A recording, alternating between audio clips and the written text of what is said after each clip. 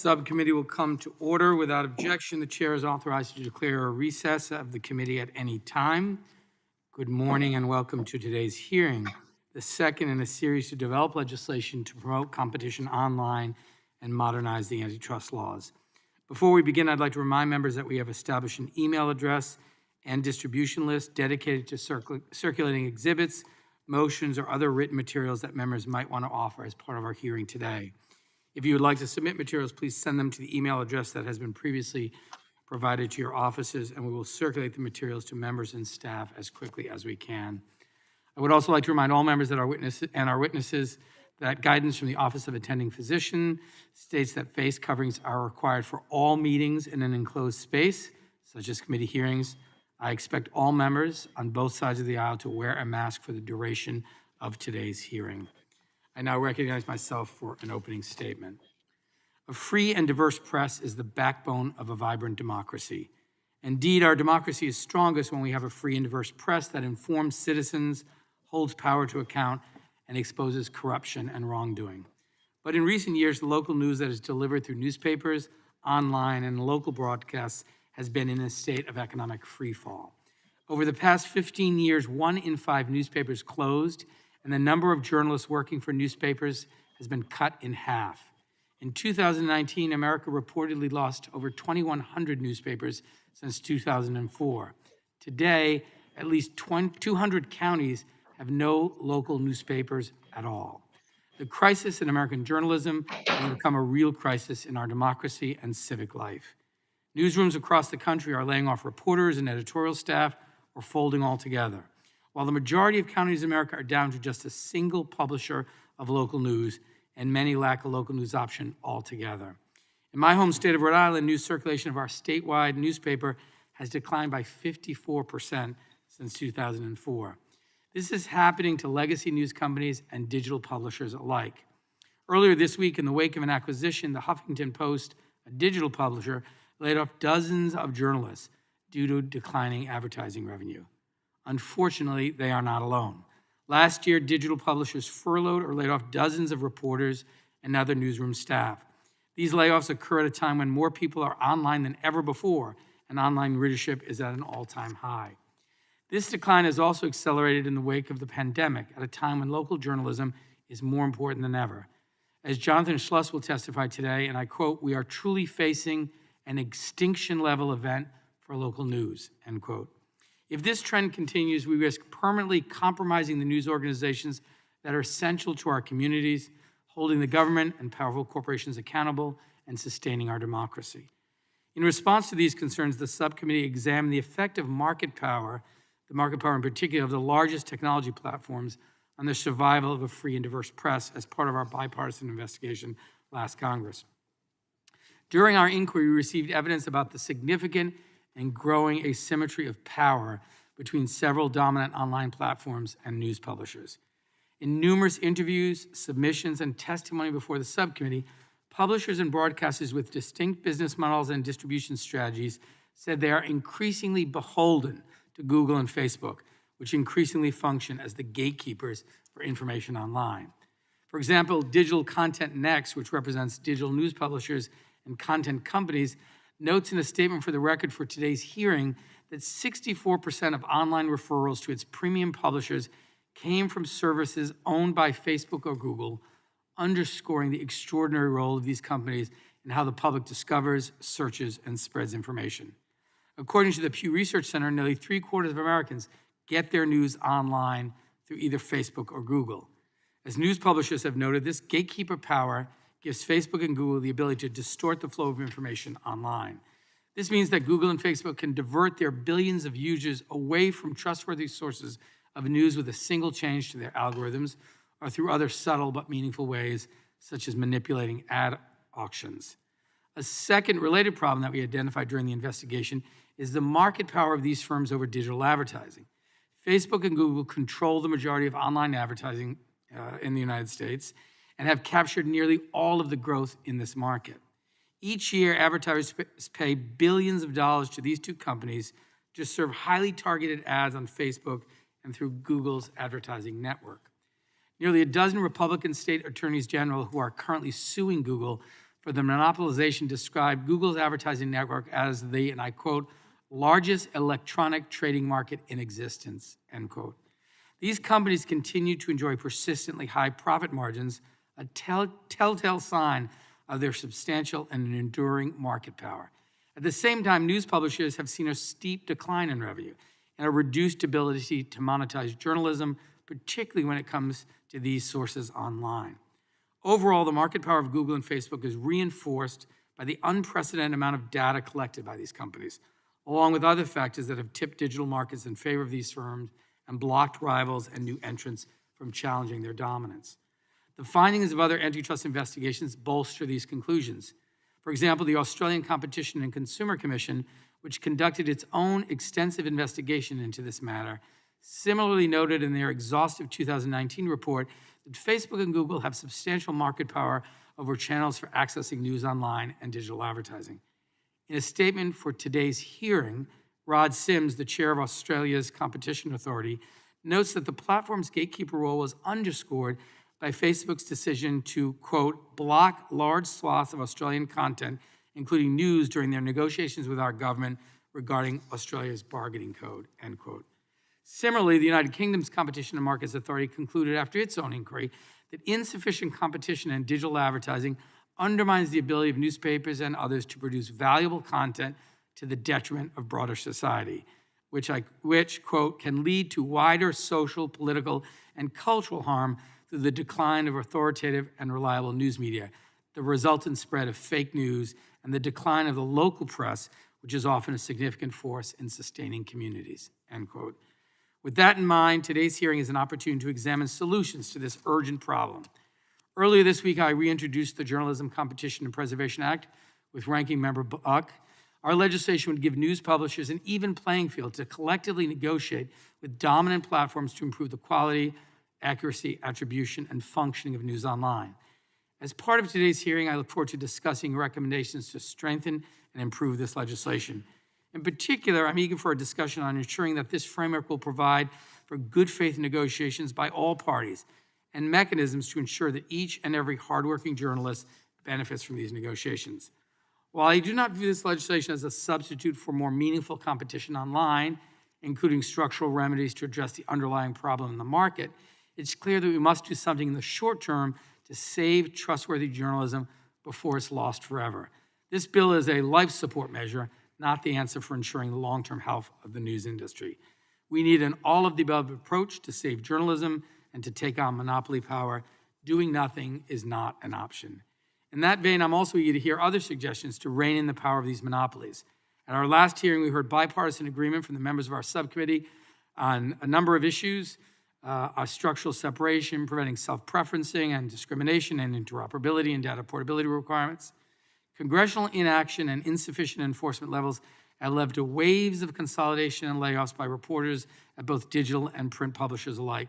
In the absence of a competitive marketplace or congressional action, there will continue to be mass consolidation and widespread layoffs.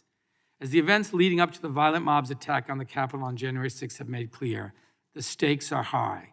Our country will not survive if we do not operate with a shared set of facts, if corruption is not exposed and rooted out at all levels of government, and if power is not held to account. As Justice Louis Brandeis wrote in 1927, those who won our independence believe that public discussion is a political duty, that the greatest threat to freedom is an uninformed citizenry, and that the freedom of thought and speech are indispensable to the discovery and spread of political truth. This is the very reason the press is called the Fourth Estate. Whether it's an online publisher, a national newspaper, or a local broadcaster, we cannot have a democracy without a free and diverse press. In closing, I look forward to today's hearing and learning more from our very distinguished panel of witnesses. I now recognize the distinguished gentleman from Colorado, the ranking member of this subcommittee, Mr. Buck, for his opening statement. Thank you, Mr. Chair. I am pleased to co-sponsor this important legislation with you, and I thank you for your collegiality and focus on bipartisanship. In the 1990s, 4% of the world's population used the internet. Today, that number is nearly 60%. The internet is a tool with incredible opportunities for expanding freedom and democracy in America and around the world. But we need to confront the reality that multinational corporations are sabotaging Americans' access to information and advancing authoritarian regimes' efforts to manipulate the internet for oppression. When the internet was first developed, its potential as a bastion of democracy was easily recognized. President Reagan famously said, "Technology will make it increasingly difficult for the state to control the information its people receive. The Goliath of totalitarianism will be brought down by the David of the microchip." We are now seeing big tech making content-related decisions for people around the world, including here in the United States. What content is available to a free citizenry is driven and shaped by the political agendas of these tech corporations, not consumer preferences. We're not seeing a systemic problem with people shutting themselves out of the public discourse as critics feared. Instead, the tech titans censoring material they disagree with.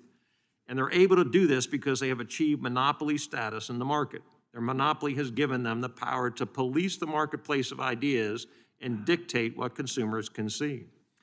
This problem is exacerbated by small and medium market news sources disappearing because monopolies are squeezing them out of the market. Companies like Google and Facebook have decimated small and medium market news sources by cutting their ad revenues.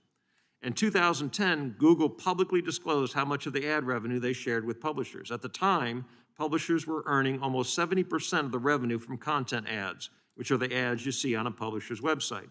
In 2020, the Association of National Advertisers estimated that publishers are now only taking home between 30 and 40% of the ad revenue. That's a huge decrease, and we have seen the adverse effects of that change. Since 2004, the United States has lost approximately 2,100 newspapers, which accounts for a quarter of the nation's total.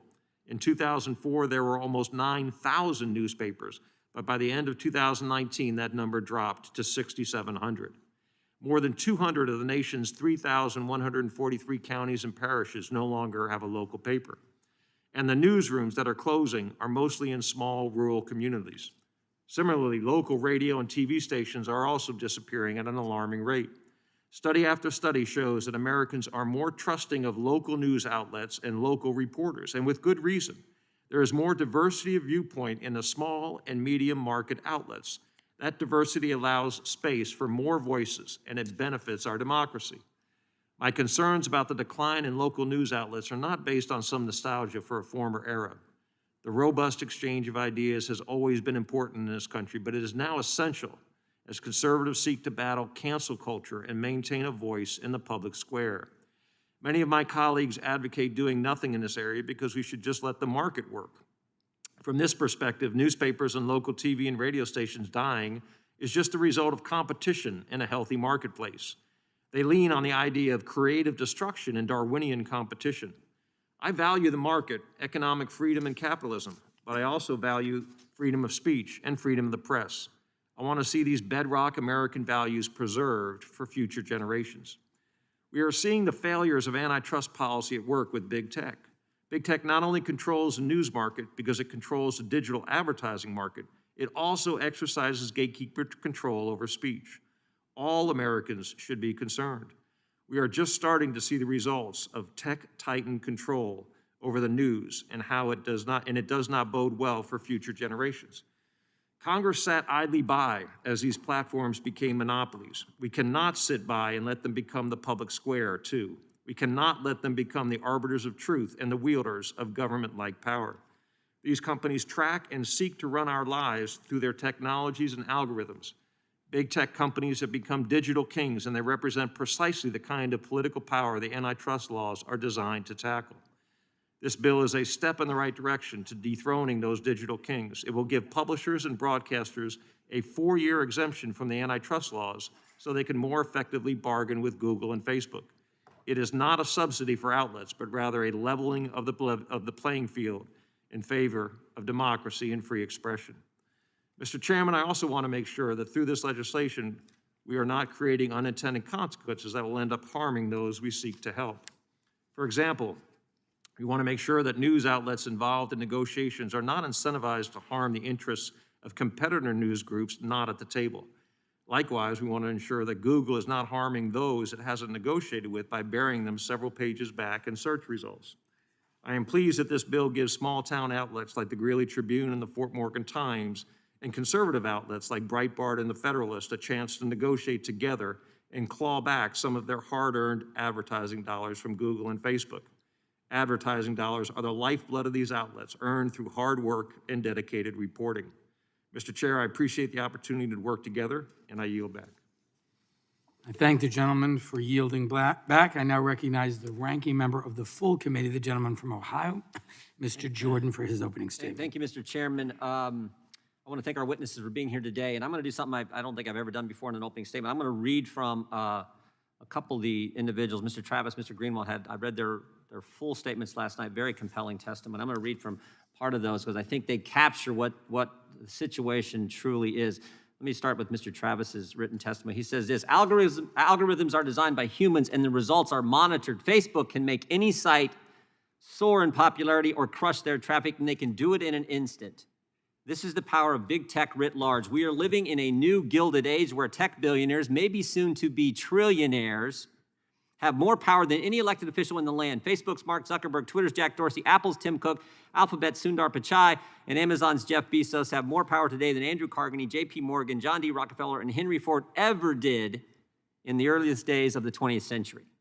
These modern-day tech monopolists can pick presidential election winners, control our national debates, decide whose voice is heard, whose voice is not heard. The Supreme Court no longer decides what the law of the First Amendment is in this great country. These tech executives do. In practice, big tech controls the country, and they control the country by deciding what we see. Well said, Mr. Travis. I mean, if this doesn't underscore why we need to remove the liability protection in Section 230, I don't know what does. Mr. Greenwald makes many of the same points in his written testimony, and then he says this about the specific question at hand at this committee hearing today. He says, how Congress sets out to address Silicon Valley's immense and undemocratic power is a complicated question. Well, it is, posing complex challenges. The proposal to vest media companies with an antitrust exemption in order to allow them to negotiate as a consortium or cartel seeks to rectify a real and serious problem. Very true. But, and this is important, but empowering large media companies could easily end up creating more problems than it solves. He goes on to say this: further empowering this already powerful media industry, which has demonstrated it will use its force to silence competitors under the guise of, quote, quality control, runs the real risk of transferring the abusive monopoly power from Silicon Valley to corporate media companies. And this last clause is important. Or even worse, encouraging some sort of de facto merger in which these two industries pool their power to the mutual benefit of each. We already saw that happen. We saw it in last fall's election. Both Mr. Travis and Mr. Greenwald cite this in their written testimony. Last fall, when big media teamed up with big tech to make sure the American people didn't hear about the Hunter Biden story in the weeks leading up to a presidential election. So we've already seen them team up against we the people. And now we have legislation that's going to give big media this consortium and cartel power. At the same time, we're looking to use antitrust law to deal with big tech. We're going to give an antitrust exemption to big media. Maybe that's the right course, but I got real questions about that, whether we should move in that direction. So I look forward to hearing from our witnesses. I want to thank them again for coming, particularly Mr. Travis, who traveled here in person. I appreciate his good work, and we look forward to a chance to hear from each of our witnesses, Mr. Chairman. And with that, I yield back. The gentleman yields back. It's now my pleasure to introduce today's witnesses. Our first witness is David Chavern, the president and CEO of the News Media Alliance, where he has served since 2015. Mr. Chavern spent 10 years at the United States Chamber of Commerce in a number of executive roles, including Executive Vice President, Chief Operating Officer, and Chief of Staff. He's a member of the Board of Directors of Transamerica Insurance and serves on the Board of Trustees at the University of Pittsburgh. Mr. Chavern received his Bachelor of Arts degree from the University of Pittsburgh, his MBA from Georgetown University, and his JD from Villanova University School of Law. I would now like to recognize my distinguished colleague and the vice chair of this subcommittee, Ms. Jayapal, to introduce our second witness, and I know she does so with incredible pride. Ms. Jayapal, you're recognized. Thank you so much, Mr. Chairman, and thank you for this opportunity to welcome Mr. Brad Smith, the president of Microsoft and a fellow Washingtonian who has done a tremendous amount for our region, our state, and indeed our country. Mr. Smith is one of the leading global figures in the technology industry today, and he's testified several times before the United States Congress and other governments on policy issues. He joined Microsoft in 1993, spending 3 years leading the legal and corporate affairs team in Europe. In 2002, he was named Microsoft's general counsel and led the company's work to resolve antitrust controversies with governments around the world and companies across the tech sector. I believe that's given him a very unique and valuable perspective on the issues of tech and antitrust and the responsibility of the tech industry to work with government on smart regulation that protects competition, innovation, and democracy. And Mr. Chairman, I actually believe that that experience is very much part of the reason that Microsoft played such a productive role in Australia most recently, and I know we're going to hear about that more today. Before joining Microsoft, Mr. Smith worked as an associate and then partner at the law firm Covington and Burling. He earned his BA from Princeton University, his JD from Columbia University Law School, and studied international law and economics at the Graduate Institute in Geneva, Switzerland. Mr. Smith, I thank you for joining us, but also for the tremendous work you do in our state and in our country. I look forward to your testimony today. I thank the gentlelady, and I also want to thank Mr. Smith for his assistance during the course of our investigation.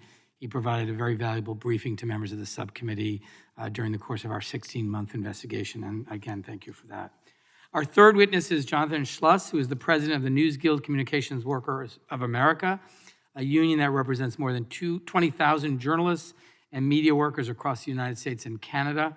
Before being elected president of CWA, Mr. Schleuss was a graphics and data journalist at the Los Angeles Times, where he led their unionization efforts in 2018.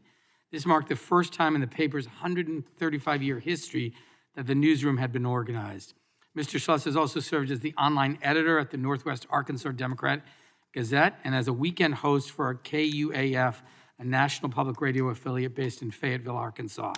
He is also an adjunct professor at the USC Annenberg School of Communications and Journalism. Mr. Schleuss received his bachelor's degree from the University of Arkansas. Our fourth witness, Emily Barr, is president and CEO of Graham Media Group. As CEO, Ms. Barr has overseen 7 local media hubs, all top 70 markets since 2012. Under her leadership, Graham Media Group was named the 2016 Station Group of the Year by Broadcasting and Cable magazine. Ms. Barr has spent more than 4 decades leading and working in broadcast newsrooms.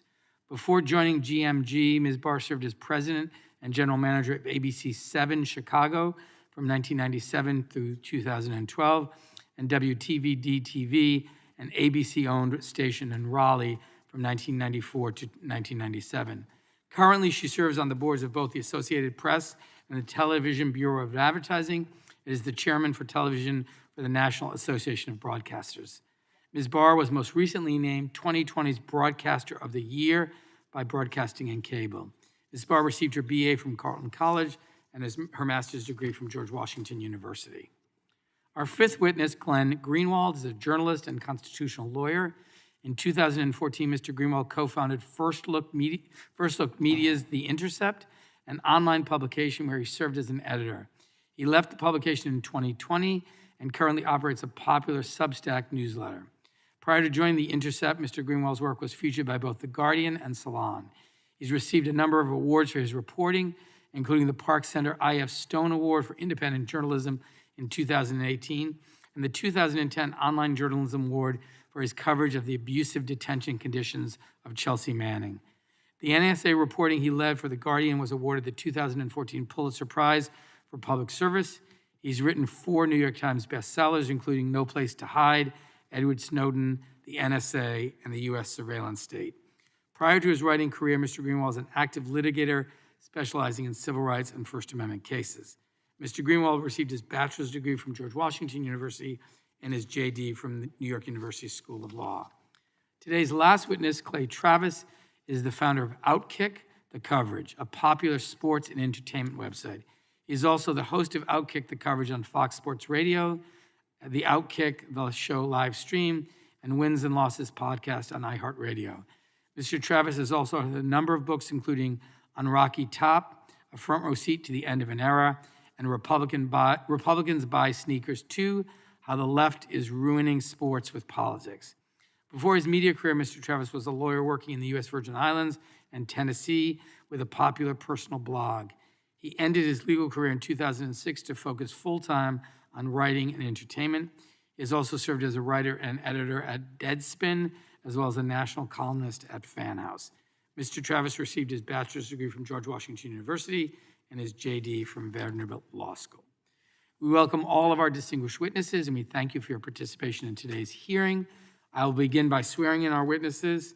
I ask our witnesses testifying in person to rise, and I ask our witnesses testifying remotely to turn on their audio and make sure that we can see your face and your raised right hand while I administer the oath.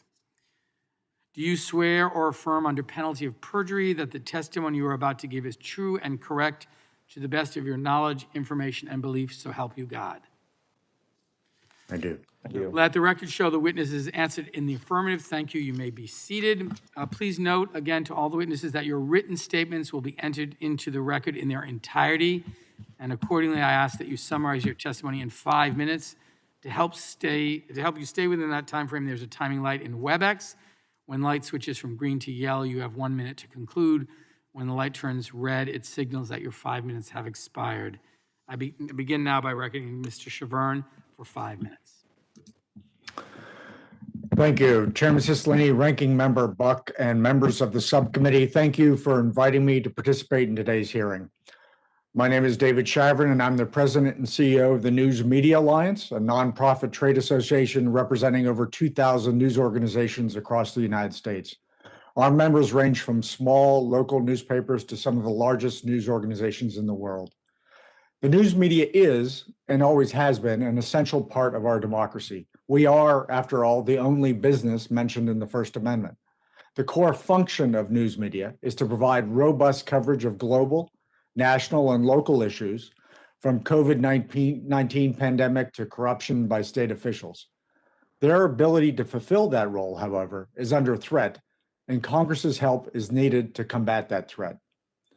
Though journalists' commitment to public interest has remained the same, the way that readers consume news content and advertisers communicate with those consumers has changed dramatically over the years. And as the world has moved online, so has our industry.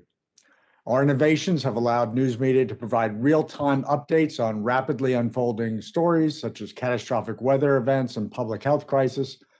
Local journalism has also acted as a clear antidote to the scourge of misinformation impacting communities across the country. Fundamentally, our readership is at its highest levels ever. But while news organizations continue to invest heavily in generating critically valuable reporting, a few dominant companies in the digital ecosystem ensure that little value is returned to publishers.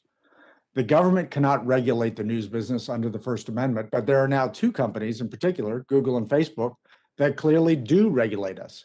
Their algorithms determine when and if news is seen in search results and news feeds. They determine how news is presented to readers. They collect and control data about our news audiences, and they control the systems and markets around digital advertising. These challenges are born of dominance, and they impact news publishers of every type, no matter the form of ownership or ideological balance of their editorial pages. In thinking about the future of news, too often we get pulled back into debates about past business models. I'm here to ask a question about the future. Do we want professional local journalism to continue to be available to the public, or don't we? Because if we maintain our current path, we will see the ultimate destruction of quality local news for most of the public without any rational expectation of alternatives or new entrants. Hope is not a strategy, nor is it the basis for a sustainable market for news. We need solutions now. So what do we need from Congress? First and foremost, local news publishers need the ability to collectively negotiate with the major platforms as contemplated by the Journalism Competition and Preservation Act. In the face of dominant intermediaries, it is unconscionable to prevent publishers from working together to fight for their own future. And the publishers most in need of collective action are local and community publishers who have no individual capacity to assert their value against the major platforms. But experience from around the world has now taught us that this might not be enough. As we've seen in Europe and Australia, when pressed, Google and Facebook will refuse to negotiate, threaten, in some cases actually cut off access to news content, and offer limited compensation to selected publishers in an attempt to forestall legislation. We should all understand that these actions are, in and of themselves, fundamental expressions of market dominance. We would suggest that the Congress consider expansions of the JCPA that would include an oversight mechanism to ensure good faith negotiations by the platforms that would result in equitable treatment for local and community publishers, and that any compensation model reward investments made by publishers in journalists and journalism. Such a system could be structured in a variety of different ways, but fundamentally, it would be a limited and focused response to the challenge of ensuring a future for local journalism. All we're really asking for is a fair chance to fight for ourselves and our futures. Thank you again very much, and I look forward to your questions. I thank the gentleman for his testimony. The chair now recognizes Mr. Smith for 5 minutes for his opening statement. Thank you, Chairman Cicilline, Ranking Member Buck, other members of the committee. It's a pleasure for me to be here. And let me say as well, thank you, Representative Jayapal, for that kind introduction from a neighboring Washingtonian. Let me first say the obvious. Microsoft is a tech company, and like every business, we have business interests. There are some steps this subcommittee could take that will make us more challenging in our business. It may make it more costly to do business. There are other steps this subcommittee could take that will help us in our business. And yet I have to say what is also obvious is this. The issues before this committee are not about our business or any single business. They are about an issue far bigger than that. They're about the future of journalism in this country. And if one thing is clear, it's this. For almost 250 years, journalism has been a lifeblood of democracy. And this is especially true at the local level. Local news plays critical roles in telling people about what their school board is considering or exposing corruption in public office. But it does a lot more than that, too. It tells an entire community about what's going to happen at the county fair or about the high school band or about a church retreat. I think it's really interesting. Alexis de Tocqueville was one of the first tourists, if you will, to visit America. This was in 1835. And after visiting community after community, he talked about the role that newspapers played in preserving freedom. And then he said this, to suppose that they serve only to protect freedom is to diminish their importance. They maintain civilization. That is true. The news maintains American civilization. But as you noted, Chairman Cicilline, the news in America today is not alive and well. Almost every American knows from an early age that we are a country of 50 states. But we're also a nation of 3,142 counties. And it is at the county level and in cities and towns that communities and people live their lives. And yet after the decline, the collapse of more than 2,000 newspapers, we now live in a nation where almost half of our counties are down to one newspaper at best. 1,540 of those counties, 200 of which have no newspaper at all.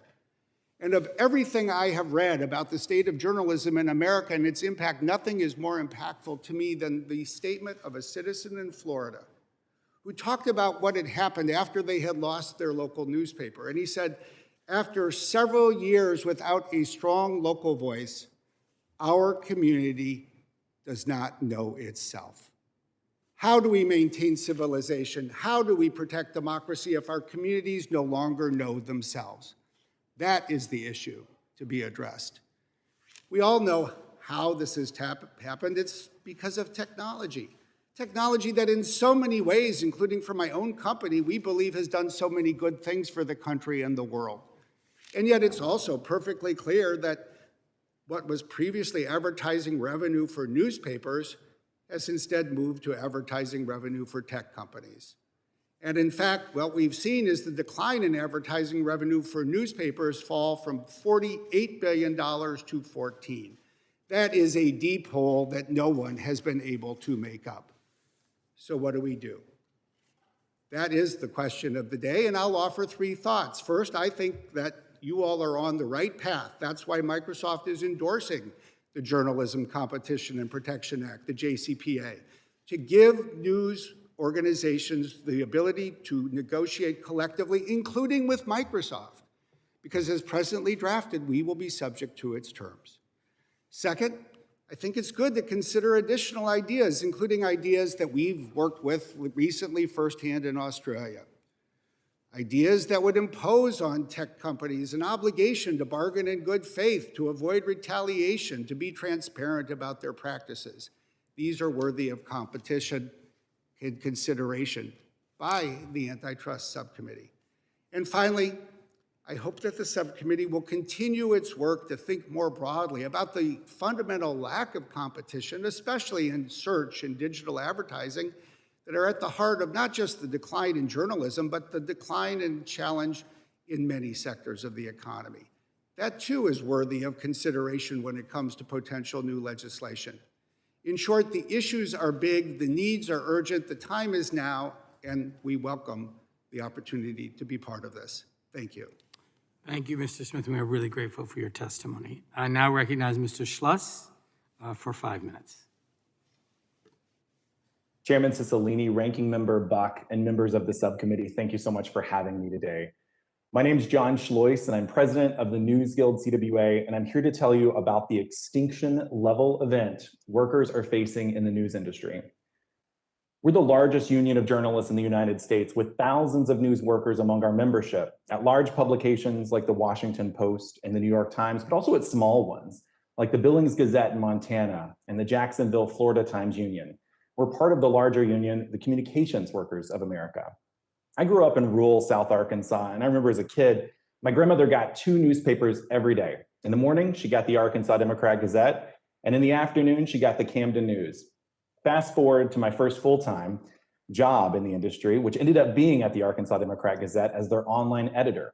I have a background both in computer programming and in journalism, and I fused my skills to help us transition from printed newspapers to better news online. But 2 months into my job, the head of the company pulled everyone into a room and told us that we were merging with our competing newspaper. Within a couple of months, hundreds of people lost their jobs. I remember seeing reporters, mothers and fathers, crying in offices, not knowing what their futures were going to look like. That was a quick introduction into the radical shift in the news industry. That's been my life, and that's been the life of so many journalists across our country. Cuts, consolidation, and local news sources getting bought out and gutted. At that time, I was told that for every dollar that that newspaper brought in, 90 cents of it came from advertising, print advertising. Today, things are radically different. In the last 16 years, 2,100 newsrooms across the country have shut down, and there are half as many newspaper journalists working today as there were a decade ago. That's 36,000 journalists no longer working in cities and towns across the United States, not covering city council meetings, not covering school boards, not providing communities a voice. The pandemic and widespread economic pain across the country has sped up the revenue losses in newsrooms.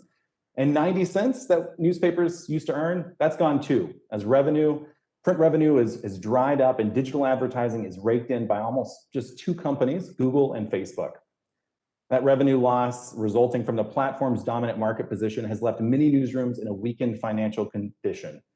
And that's left them vulnerable to takeover by predatory financial actors who don't care about local news. They only care about cash extraction, and they accomplish that by strip mining local news outlets and cutting local staff. What's left are ghost newspapers or no news coverage at all. And these hedge funds like Alden Global Capital are gutting people off from knowing what's happening in their communities and eroding our democracy. Alden's gobbled up local newspapers and gutted them. Great institutions like the Denver Post and the St. Paul Pioneer Press and the Orange County Register. At 12 publications where we have data, Alden cut staff by more than 75% since 2012, faster than the already devastating industry decline. The Journalism Competition and Preservation Act accurately identifies the problem of excessive market power of Facebook and Google, and we appreciate the bill's focus on rectifying the core power imbalance between those platforms and the news companies. Google and Facebook benefit from the stories produced by journalists, and they use that traffic to sell ads, capturing a majority of the digital ad revenue. The companies should pay their fair share when benefiting from sharing of news stories. However, because many news companies put shareholder profits above our communities, we need specific enforceable requirements to make sure that additional revenue is tied to local news jobs. We recommend that at least 60% of any added revenue generated through collective industry bargaining be dedicated to new jobs. And further, we experienced a wave of unionization in the past 3 years, with thousands of workers organizing to protect their jobs and their publications. Any organization receiving additional revenue must be required to bargain in good faith and remain neutral when workers want to organize a union. We also want to ensure that medium and smaller publications benefit because the industry is so consolidated. Even just in the past 2 years, 5 companies, several of them controlled by hedge funds, own 1/3 of America's daily newspapers and half of all newspaper circulation. In addition to taking on the tech platform's predatory behavior, we must also address the attacks on local news by vultures like Alden by passing the Stop Wall Street Looting Act. The crisis in local news is a crisis of democracy. Congress needs to use its power to respond to the crisis for the good of our country. Thank you. Thank you, Mr. Schleuss, and I apologize for the mispronunciation. I won't get that wrong again. I now recognize Ms. Barr for 5 minutes. Good morning, Chairman Cicilline and Ranking Member Buck and members of the subcommittee. My name is Emily Barr, and I'm the president and CEO of Graham Media Group, owner of 7 local television stations. I appreciate the opportunity to testify on behalf of the National Association of Broadcasters and its nearly 7,200 free and local television and radio station members in your hometowns. Broadcasters represent one of the last bastions of truly local, unbiased journalism, information that is still respected by all Americans. Your constituents turn to their local reporters and anchors for voices they trust. Legislative action, including swift passage of the Journalism Competition and Preservation Act, is needed to preserve this essential cornerstone of our democracy. This past year challenged us in myriad ways, but among the most painful for many Americans was the isolation they experienced, detachment from their families, neighbors, and communities. When it was needed most, local television and radio stations provided the civic bond for the communities we serve, doing incredible work in the face of our own enormous challenges. We continue to be the primary source of the community-focused information on which your constituents have relied during this pandemic. How do I keep my family safe? When and where can I get vaccinated? When can I visit my grandparents? When can my children safely go back to school? These are the questions that we help our viewers and listeners navigate every day.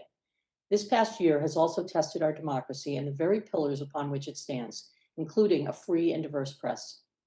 Due in large part to the misinformation circulating unchecked in the digital ecosystem, more and more Americans have lost faith in the information reaching their eyes and ears. Fortunately, local broadcasters remain a touchstone for the truth and are the most trusted sources of information in the country.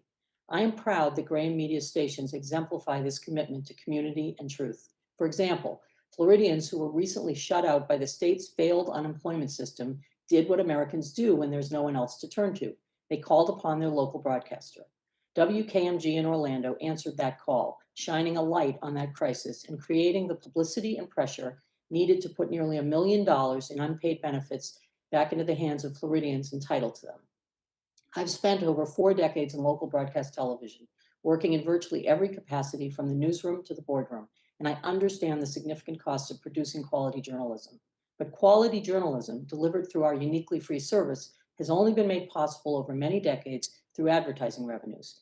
As you all are aware, these revenues have experienced a free fall in recent years, due almost exclusively to the rapid, often anti-competitive expansion of the dominant online platforms. The market power of the tech platforms undermines the online advertising model for local broadcast journalism in 2 important ways. First, the tech platform's role as content gatekeepers stifles our ability to generate user traffic. Second, anti-competitive terms of service and a take-it-or-leave-it approach leave local broadcasters with a below-market sliver of those ad revenues. For local broadcasters and our viewers and listeners, this is a catch-22. To attract online user traffic, we must be accessible through the major platforms. Yet, the terms of access dictated by the platforms devalue our product. Even more concerning is the degree to which certain platforms commoditize news content with little regard for the quality and veracity of the story. This puts fact-based reporting like ours on par with unsubstantiated clickbait as we fight for user eyeballs in both platform news feeds and traditional search. The result is a dangerous focus on catchy headlines and viral stories over quality journalism. This market transformation has been exacerbated by deliberate decisions on the part of the tech platforms to put technological and systemic roadblocks in the way of broadcasters trying to gain access to these platforms. The barriers to entry erected by the major platforms take on many forms. For example, decisions about which content will be prioritized by algorithms often favor sensationalism and misinformation over hard journalism. Platforms decide unilaterally which content can be monetized and how much revenue they will share. As a result, the dominant online platforms have flourished, siphoning off huge amounts of advertising revenues that are the lifeblood of free local journalism. One significant step toward curing these harms would be the passage of the JCPA.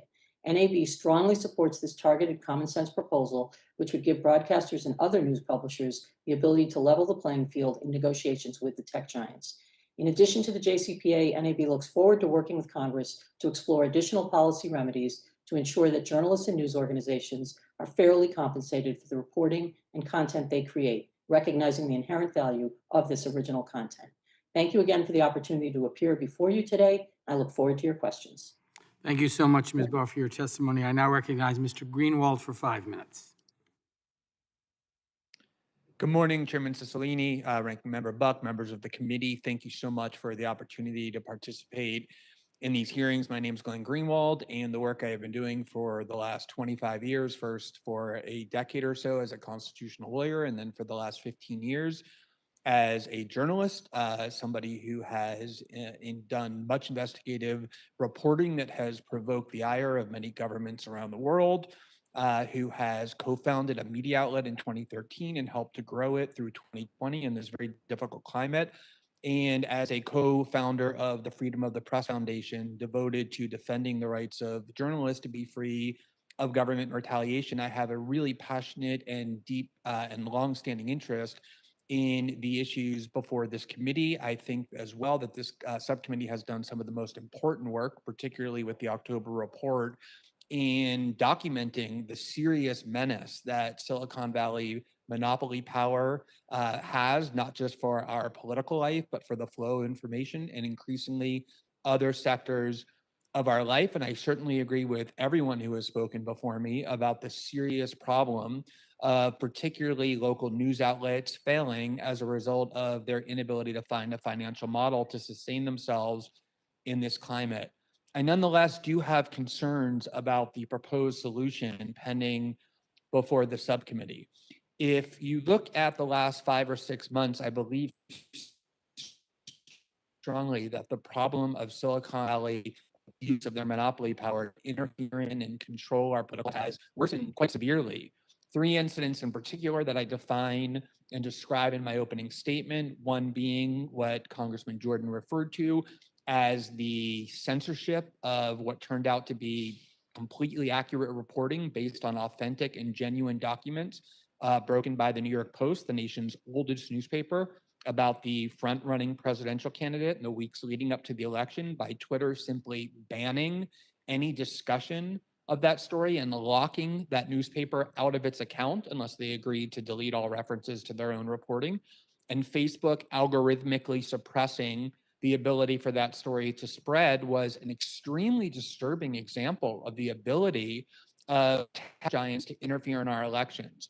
The same took place with the removal of the sitting president of the United States, which, although supported by many in the United States, was condemned by world leaders, including many who had a very adversarial relationship with President Trump, Chancellor Merkel in Germany, the president of Mexico, French and EU officials, on the grounds that tech giants are posing a threat not just to American democracy, but to world democracy.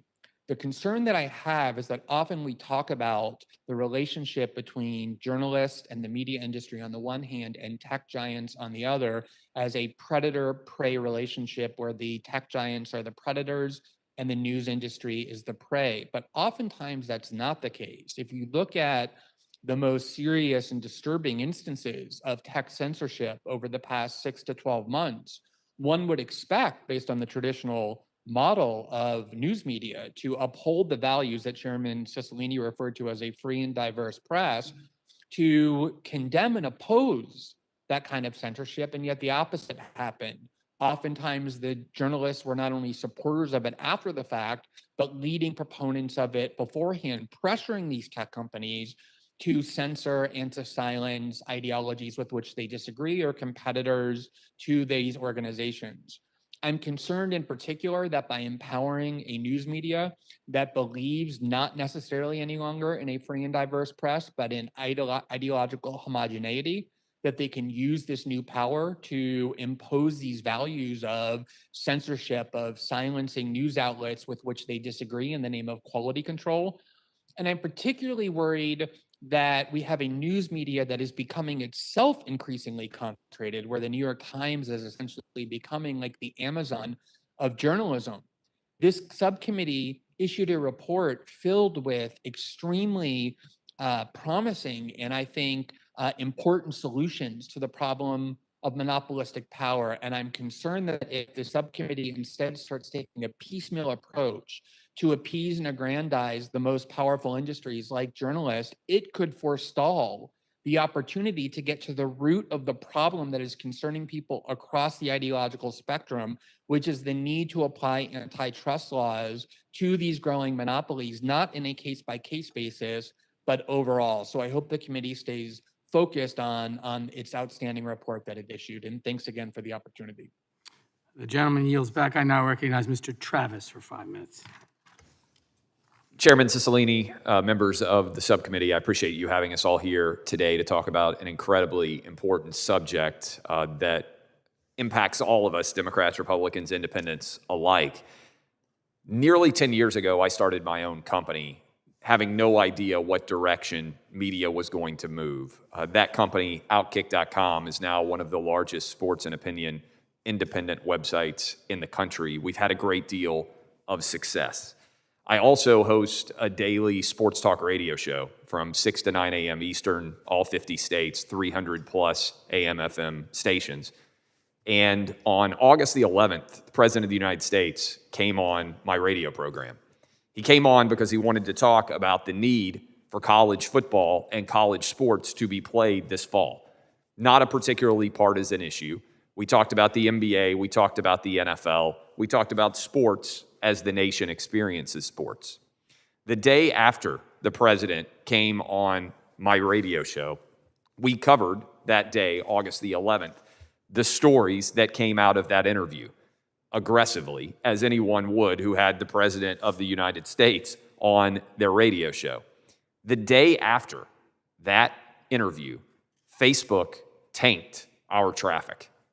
The data in the appendixes that we attached for you show that the next day and over the next week, Facebook removed 68% of our audience, 76% of our new users. That cost my company hundreds of thousands of dollars. To me, it was clear content-based speech discrimination. Facebook didn't like that we had the President of the United States on our radio program, and they also didn't like that the majority of the coverage of that interview was positive, which, as a sports fan, it's hard to be negative when the favor of the president is aligned with games actually being played. That, to me, is an interesting anecdote into the overwhelming power that we have given to the big tech companies in this country. It doesn't stop there either. There's an interesting thing that happened to us just in the last couple of weeks. Some of you may have read an editorial in the Wall Street Journal by a man named Dr. Macquarie, who is a Johns Hopkins doctor, highly qualified. His opinion, written on the editorial page of the Wall Street Journal newspaper, his opinion was that based on the current rate of vaccination, as well as the people who had already been exposed to COVID, it was likely by the end of April that herd immunity would be reached in this country. Certainly some scientists and doctors agree with that. Certainly some scientists and doctors disagree with that opinion. We wrote about that editorial opinion on our website. The article was not in any way complicated or difficult. In fact, our headline was straightforward. Johns Hopkins medical professional, herd immunity will be here by April. We published that on Facebook. Within a matter of days, we received a notification from Facebook with the downright Orwellian subject. Important notification, misinformation violation. Facebook told us that we were not allowed to share the opinion of a doctor on our website because they said it was a fact check inaccuracy. It was, members of the subcommittee, an opinion of a reasoned and well-learned doctor. That is what the scientific method is. We argue about what the truth is in this country with an idea that we reach a better conclusion. Facebook's own fact checkers labeled our article about an opinion to be factually inaccurate, which is an impossibility. Who checks the fact checkers? Our traffic declined by 80%, as you can see, as soon as Facebook found this violation. We would all be rightly concerned if the government of the United States was making these kind of decisions. My concern is all of the big tech companies now have the same power that China has to regulate the internet in its country. Instead of the government doing it, we have allowed big tech to do it. I thank you and look forward to your questions. I thank the gentleman for his testimony, and now we will proceed under the 5-minute rule. And I'll begin by recognizing Mr. Neguse from Colorado for 5 minutes. Thank you, Mr. Chairman. Can you hear me? Yes, we can. Okay, great. Thank you, Mr. Chairman, and also Chairman Nadler for holding this timely hearing to examine legislative proposals to help local journalism and small publishers compete in the digital marketplace. And I want to thank Chairman Cicilline, you in particular, for your leadership in this area. Colorado, which is the state that I represent in Congress, is all too familiar with the decline and closure of local newspaper outlets. The Rocky Mountain News closed a little over 12 years ago. The Rocky, as locals affectionately called it, was a newspaper before Colorado was admitted into the Union. Since then, we witnessed the Denver Post become acquired by a hedge fund, which led to layoffs and cost-cutting measures. In the last 10 years, we've gone from having 2 legacy newspapers with upwards of 500 journalists covering local and national issues to having 1 legacy newspaper with roughly 70 journalists on staff. The reason why these trends are concerning is obvious, and we've heard a compelling case from many of the witnesses today. It's because local journalism and democracy go hand in hand. And simply put, the American experiment cannot work if the voters are not informed on their communities and their leaders. And so with that, I want to thank each of the witnesses for being here and want to thank them for their thoughtful testimony. I want to start with a question that is relevant to my state. As I mentioned, in Colorado, the Denver Post went through with massive layoffs and budget cuts once their parent company was acquired by a hedge fund, Alden Global Capital. One Post reporter mentioned that the Post had, quote, 70 people covering a metro area of about 3 million people. Mr. Schleuss, is this situation unique to the Denver Post? And can you provide the committee with more context on how the aggressive squeeze on ad revenues by tech giants really spurs predatory behavior that we've seen from some of these hedge funds to essentially gut local news? Absolutely. So we've seen, as a shift from revenue for a lot of local newspapers has shifted away from getting a majority of the revenue from print advertising, and less as digital platforms like Google and Facebook take that up. It's allowed large private equity groups like Alden Global Capital swoop in. So it's not just the Denver Post, but other places where we represent members of the East Bay Times in California, the San Jose Mercury News in California, the Monterey Herald, the St. Paul Pioneer Press in Minnesota. The goal for a lot of these hedge funds is to get profits, margins up to a point that's not sustainable. Get them up above 16%, get them up to 20% by getting rid of any assets, selling off the real estate to other companies in their control, cutting staff as much as possible. And right now they're in the process of trying to acquire another large publisher, Tribune Publishing, which has about a dozen newspapers from Chicago to Allentown, Pennsylvania, to Hartford, and to Orlando, Florida.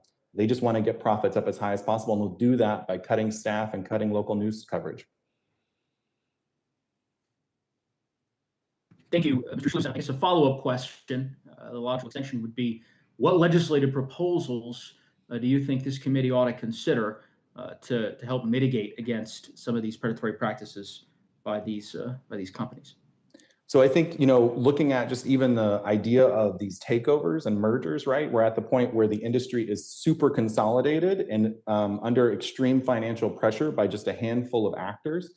So looking at any potential mergers and finding ways to create legislation that would incorporate the idea of how will this affect local news coverage if this merger were to take place? What would it do to the local jobs and the economy? Because when we lose local news outlets across the country, no matter whether they're in blue districts or red districts, taxes go up, corruption goes up, and partisanship goes up as people have fewer and fewer outlets for facts. So that would be one effort. Another thing is provide incentives. Let's get hedge funds out by providing incentives to get them to donate to foundations or nonprofits so that we can have sustainable, community accountable local news. Thank you, Mr. Schleuss. And with that, again, I would say thank you to the chairman and also to the ranking member for their leadership on this important issue, and look forward to partnering with both of them on this front. And with that, I would yield back the balance of my time. The gentleman yields back and now recognize the ranking member of the subcommittee, Mr. Buck. I thank the chair for recognizing me, and I'd ask the chair to recognize Mr. Gates, and I will ask questions at the end, if that's okay. Of course. Mr. Gates is now recognized for 5 minutes. Thank you, Mr. Chairman. And as usual, your approach to the way our Americans interact with these monopolistic platforms continues to be bipartisan and thoughtful, and I thank you for that. I'm a co-sponsor of the JCPA, but after hearing some of the testimony, I'm wondering whether I should be. Not every failure of every local news entity is a failure of democracy. Sometimes it's just bad news. Sometimes the people who work in local journalism are the ones creating, as what Ms. Graham described, unsubstantiated clickbait. And so we cannot view it that way. Mr. Greenwald, I have some questions for you, and I'll confess at the beginning, though you once said I have, quote, the worst ideology in Congress, I am a ravenous consumer of your content. I find it all very thought-provoking. And I read you on Substack frequently. But I want to go into one of the elements of your testimony where you talked about the potential for the JCPA to create a stratification within media, where you create more distance between the large media conglomerates like, you know, Gannett or News Corp, and then maybe those smaller, more independent sites that are also creating good news. Are you worried that by trying to remedy the monopolies in big tech, we create greater challenges in the monopolies of big media and make it even harder for independent, gritty journalism to survive?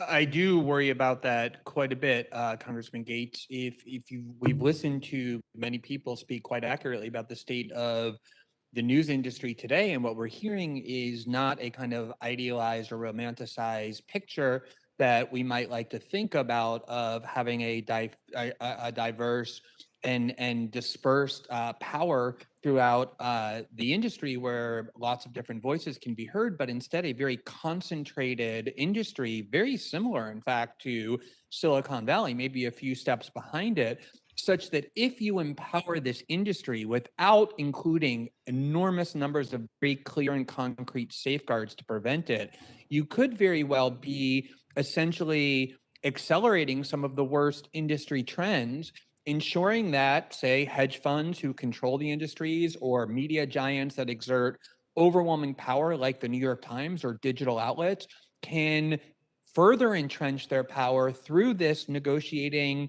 force that becomes an antitrust exemption in a way that I'm concerned will exacerbate the problems that the subcommittee is correctly identifying as a problem, but also forestall the longer term solutions of dealing with Silicon Valley monopolistic power that is at the root of all of these problems.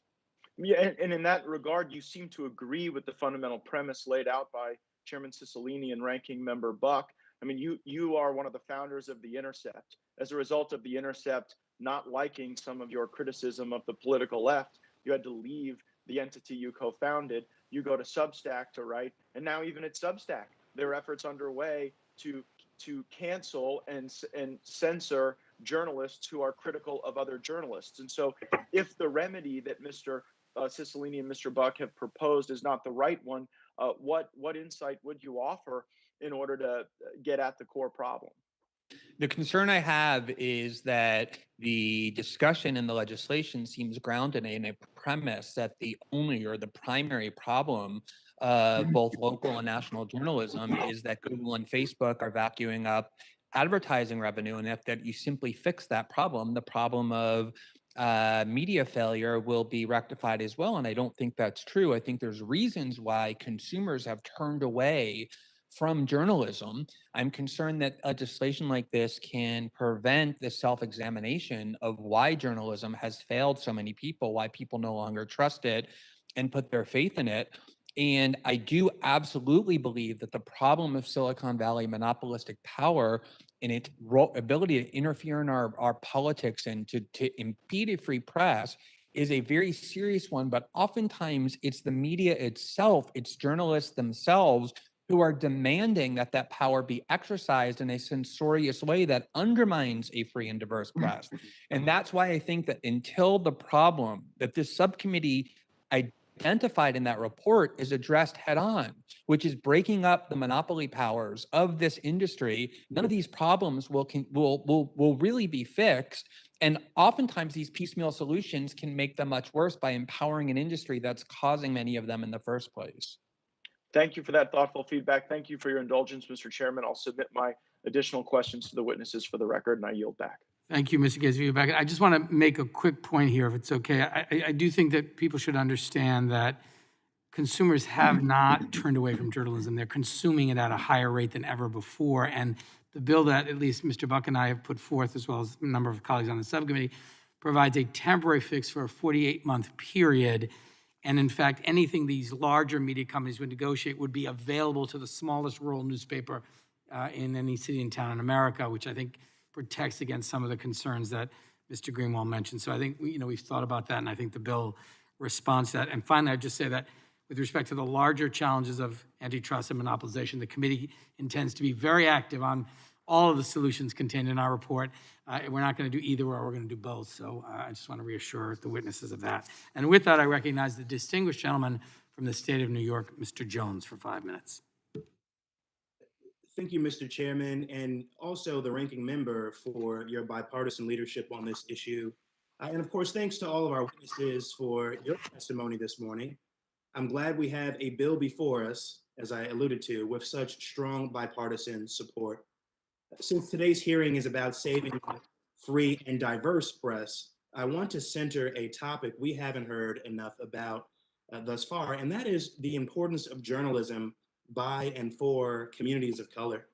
As the advertising market consolidates, we need to stand up for the media serving communities of color. In my district, that means publications like Black Westchester. A.J. Woodson founded Black Westchester with a mission, and that mission is providing a platform for Westchester County's communities of color. That's especially important in Westchester County, which has a long history of housing discrimination and remains under a federal consent decree to desegregate its neighborhoods. In Westchester, the mortality rate for the county's Black infants is 4 times higher than for white infants, and police arrest 15 times more Black people for cannabis possession than white people, even though Black people and white people use the drug. All too often, Westchester officials and large media organizations weren't reaching communities of color or listening to them. Today, Black Westchester helps bridge that gap. That's why Black Westchester has always been available online for free. If they put up a paywall, they'd exclude the very people they're working to serve. So to fulfill their mission, they depend on advertising. But lately, that ad revenue is harder and harder to come by. And the challenging financial conditions Black Westchester is confronting are typical of the conditions that similar publications are confronting throughout the country. Now, this committee's 2020 majority staff report is clear. Facebook and Google wield monopoly power over digital advertising, and as a result, over the freedom and diversity of the press and the future of our democracy. 2 big tech companies shouldn't have the power to decide whether and how Black voices or the voices of any other marginalized communities are heard. That power should belong to us. Mr. Woodson put the problem perfectly. Quote, independent, free, and diverse press like us how do we survive? So Mr. Schleuss, since you mentioned this issue in your written testimony, let me ask you, how will the Journalism Competition and Preservation Act help local publications by and for people of color and other marginalized communities?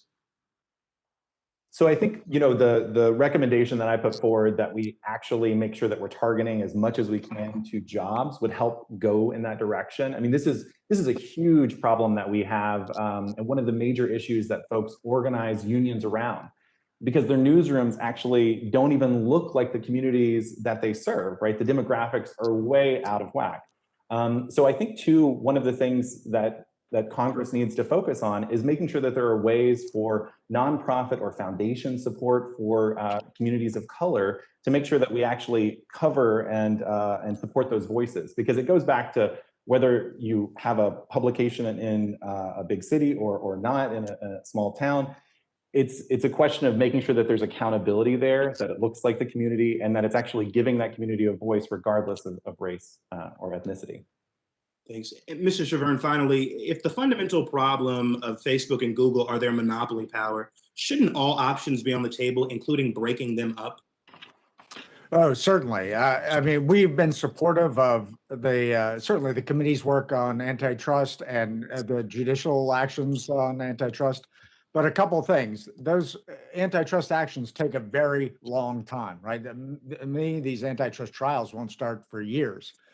We have an immediate problem. And to your earlier question, the ones most in need of collective action are small and community publishers, including most particularly publishers of color, who are suffering deeply in this broken marketplace for real quality journalism. I mean, this is a product that is critically important to communities. It's more popular than ever, but the system itself isn't rewarding it. And that's not just a question of where the ad dollars go. That's a question of dominance from two tech companies. So if we want diverse voices of every perspective, we need a market for news content that works and that sustains new entrants and diverse voices. And we don't have that now. This is most particularly a problem for small and community publishers of every type. Thank you, Mr. Chairman. Mr. Chairman, I yield back. The gentleman yields back. I now recognize the gentleman from California, Mr. Issa, for 5 minutes. Thank you, Mr. Chairman. Thank you for holding this hearing. I think it gives us an opportunity to look at what is clear a pervasive problem. I have not signed on to this particular solution, and I have a lot of questions. Probably the most notable question is, why is this not a joint hearing with the Intellectual Property and Courts Subcommittee, since clearly what we're talking about is negotiating over one organization's statutory intellectual property and finding a solution. But nevertheless, I'd like to talk primarily to the two witnesses who are here in person. Mr. Greenwald, I'm going to try to make this rapid. Mr. Travis, I'm sorry. Mr. Travis. Been confused for worse, trust me. Yeah. Mr. Travis, thank you. Have you ever read Atlas Shrugged or Fountainhead? A long time ago, yes, sir. Mr. Smith, I assume you have too. Parts of it a long time ago, yeah. Okay.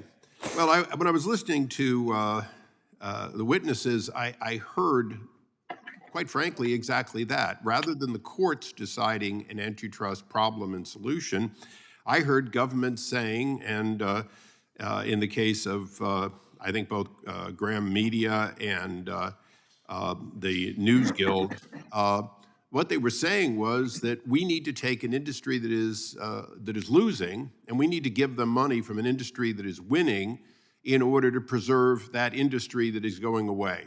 Notwithstanding whether that's right or wrong, did anyone hear anything differently here? Well, what I would say is, while there may be an element of that, I think there are two dimensions that change the normal situation. Number one, we're talking about an industry that is suffering because of changes in competition that rightly can and should be addressed through antitrust law.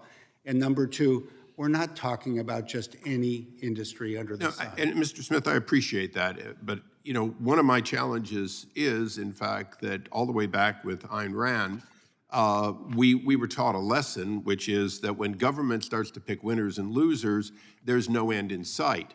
And that's one of my concerns here is are we picking winners and losers? And I think we clearly are. Now, there's no question at all that these companies own their intellectual property, and in fact, we may want to give them additional rights to protect that property.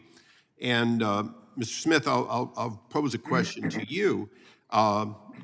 Currently, if Google searches your copyrights and makes that available, do you have any objection? Do you need to monetize any and all of your copyrighted material that they go through and create searches for? I'm talking about Microsoft's own copyrighted material.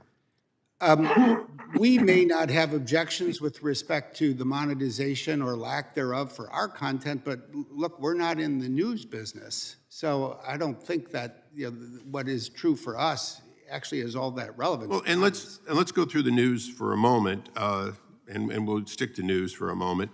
In 1982, and I'll go to Mr. Greenwald. In 1982, the Cleveland Press went out of business, and Cleveland went from 2 daily newspapers to 1. Was that because of the internet, as far as you know? No, the internet did not exist in 1982. In fact, were newspapers diminishing and consolidating throughout the 60s, 70s, 80s, and 90s rather than expanding, particularly the classic daily citywide newspaper? I think to a large extent that is true. I think when you look, and the broader question that you're asking is, I think, a good one. Can you create and fix antitrust violations, which I think are existing from big tech companies now, by creating an antitrust exemption for others? This is such a complex issue that seems to me to be a really, I understand the intent, and I think the intent is a good one, but the challenge of correcting antitrust power by creating antitrust exemptions seems to me to be an inherent difficulty. And I very much agree, and I'm not trying to disagree with the problem, just question some of the solution. Let me just ask a question for anyone that wants to with the remaining few minutes. The New York Times, the LA Times, the Washington Post, have any of those organizations ever put things out in print that were untrue or chose not to print things which were true? Yes. Okay, so if they do it, then we're really not talking about a difference in the case of Facebook or Google or any of the others. What we're talking about is who did it in the 18th and 19th century with impunity and who may be doing it today because of its market power. Is that true? The gentleman, the time of the gentleman has expired, but if a witness wants to answer quickly, you may do so, if you understand the question. We're not talking about when or who did it. We're talking about what laws apply to it. That's what I would say this is about. Thank you. The gentleman yields back. The chair now recognizes Mr. Deutsch of Florida for 5 minutes. Thank you, Mr. Chairman. Mr. Chairman, toward the end of his life, legendary journalist and America's most trusted name in news, Walter Cronkite, said, "I think it is absolutely essential in a democracy to have competition in the media, a lot of competition, and we seem to be moving away from that." Over a decade since his death, we can agree that his warning was an extreme understatement. The harm that anti-competitive practices of technology platforms like Facebook and Google sometimes feel very abstract, but the value of a free and diverse press, especially local news media, has a very tangible impact on our lives and on our communities. Local investigative journalism can root out corruption, bring attention to issues that matter in our communities, but that don't and will never attract national attention. In the 3 years since the shooting at Marjory Stoneman Douglas High School, we saw the story fade from national headlines, but local outlets like the South Florida Sun-Sentinel were exhaustively investigating the failures that contributed to that awful day, important work that was recognized with the Pulitzer Prize. And our community has worked in our shared grief to keep alive the memory of the 17 we lost that day, their hobbies, their passions, their character. And it's the work of the Sun-Sentinel and the Palm Beach Post, the Miami Herald, the local broadcasters, other local news media that's been an important part of telling these stories and demanding accountability. On the other hand, Facebook, Google, other technology platforms played an instrumental role in spreading misinformation and conspiracy theories about the tragic event that day and many others. And I've asked Google and Facebook and Twitter in hearings before the Judiciary Committee why they keep giving not just a platform, but a megaphone to people who spread lies about the shooting in my district to people who target children, survivors, and their families.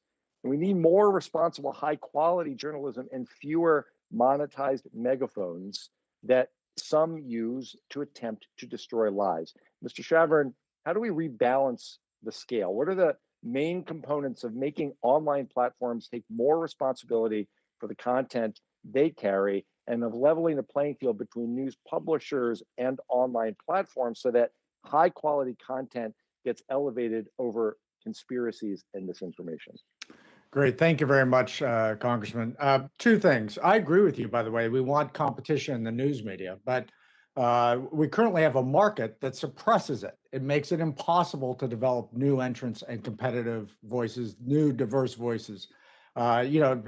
If you were going to build a new entrant in local news, you're facing a marketplace dominated by two companies that suppresses the value of that content, makes it impossible to have new entrants. Secondly, specifically to your point, I have talked in other contexts about the role that Section 230 plays in the ecosystem, and in particular, the platform's role in amplifying content, the choices the platforms make to decide what gets seen and what doesn't get seen. Too often, I think the discussion is about whether a particular piece of content should be labeled or moderated or take down. And that avoids the question about what the platforms do, the choices they make, and the responsibilities they should have about the choices they make. So I would say two things. One, we need a fair capacity for news publishers to improve the market for quality news content. And we have to look at the responsibilities that the platform should have for their decisions about amplifying content. Thanks. Thank you, Mr. Chavern. Ms. Barr, I mentioned the harm to communities and the harm to individuals who are the targets of lies, but your testimony raised a good point about the damage posed to responsible news outlets with the placement of responsible journalism alongside these kinds of lies. Can you just elaborate on the challenges that it poses to your business? Yes, thank you very much, Congressman. Look, what happens is we put our stories online, and I can tell you that roughly 60 to 70% of what we put out there is referred back to us either by Google or Facebook. So when those stories sit online adjacent to stories that might be misinformation or outright lies, clickbait, whatever you might want to call it, it literally diminishes our reputation and makes people distrust or causes some distrust. So we then spend a lot of time trying to ensure that our viewers and our users understand that we've researched, we have trained journalists, we know what it is we're trying to say, and we have to also then go back and look at the stories that are incorrect and make sure they understand that those aren't believable. But it's really difficult because, as we all know, a lie goes around the world very quickly. Thanks, Ms. Barr. And Mr. Chairman, thank you for holding this important hearing. And thanks to all of the witnesses. The testimony of every one of you is really helpful and instructive. I yield back. Thank you. The gentleman yields back. I now recognize the gentleman from Oregon, Mr. Bentz.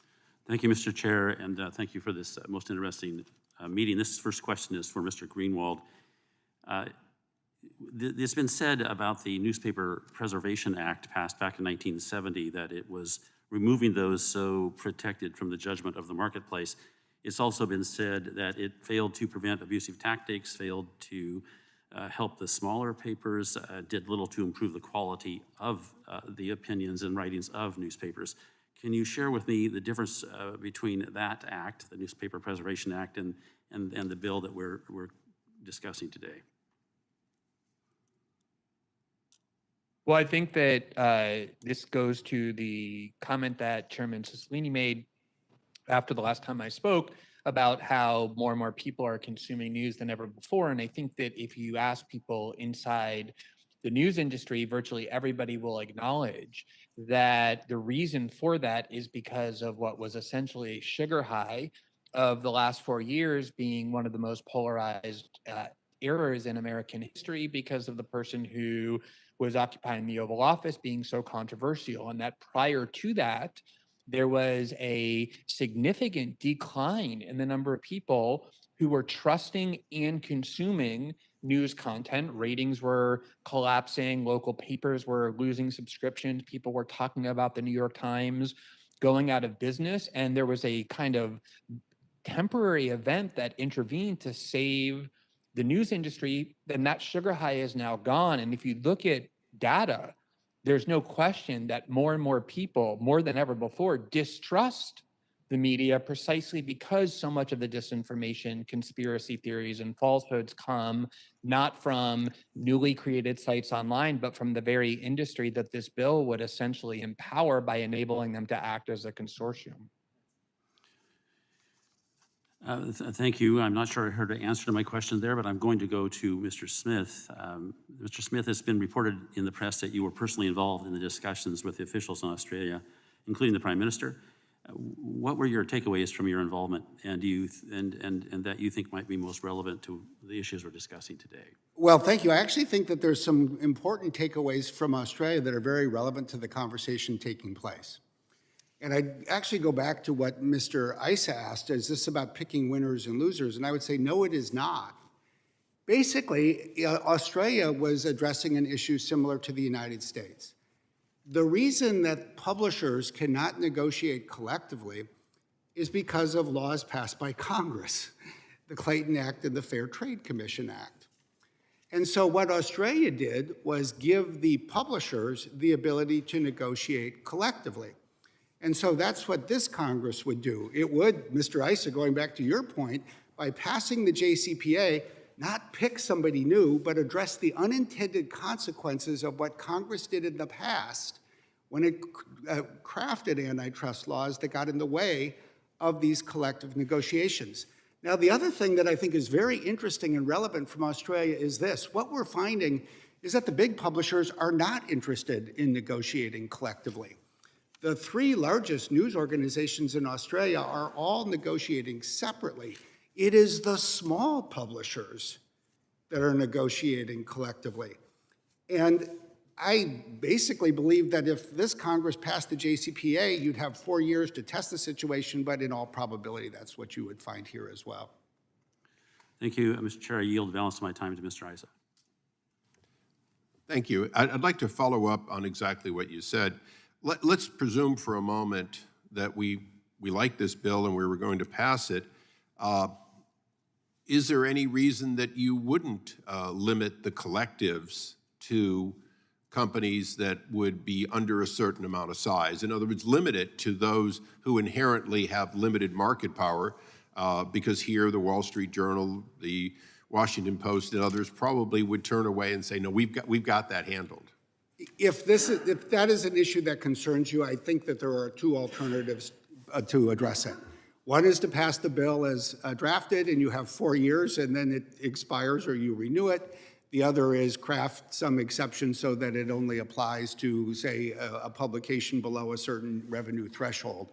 You know, either way, I think you are accomplishing what I believe is your fundamental goal, which is to enable the small publications of the country to be able to negotiate collectively. Well, you know, there's no smaller business in most cases than a recording artist. So let me ask one quick question. The time of the gentleman I would love to have, expired. but we'll to be maybe someone else can yield their time, but Thank you, the time Mr. of the gentleman Chairman. has expired. I now recognize the gentleman from New York, Mr. Jeffries, for 5 minutes. I thank the distinguished chair for yielding as well as for your leadership on this issue, along with the distinguished gentleman from Colorado, the ranking member. Justice Brandeis once observed that in America, we can have democracy or we can have wealth concentrated in the hands of the very few, but we can't have both. I think it would be fair to say that it also seems to me to be the case that in America, we can have democracy or we can have the emasculation of the free and fair press, particularly at the local level, but we can't have both.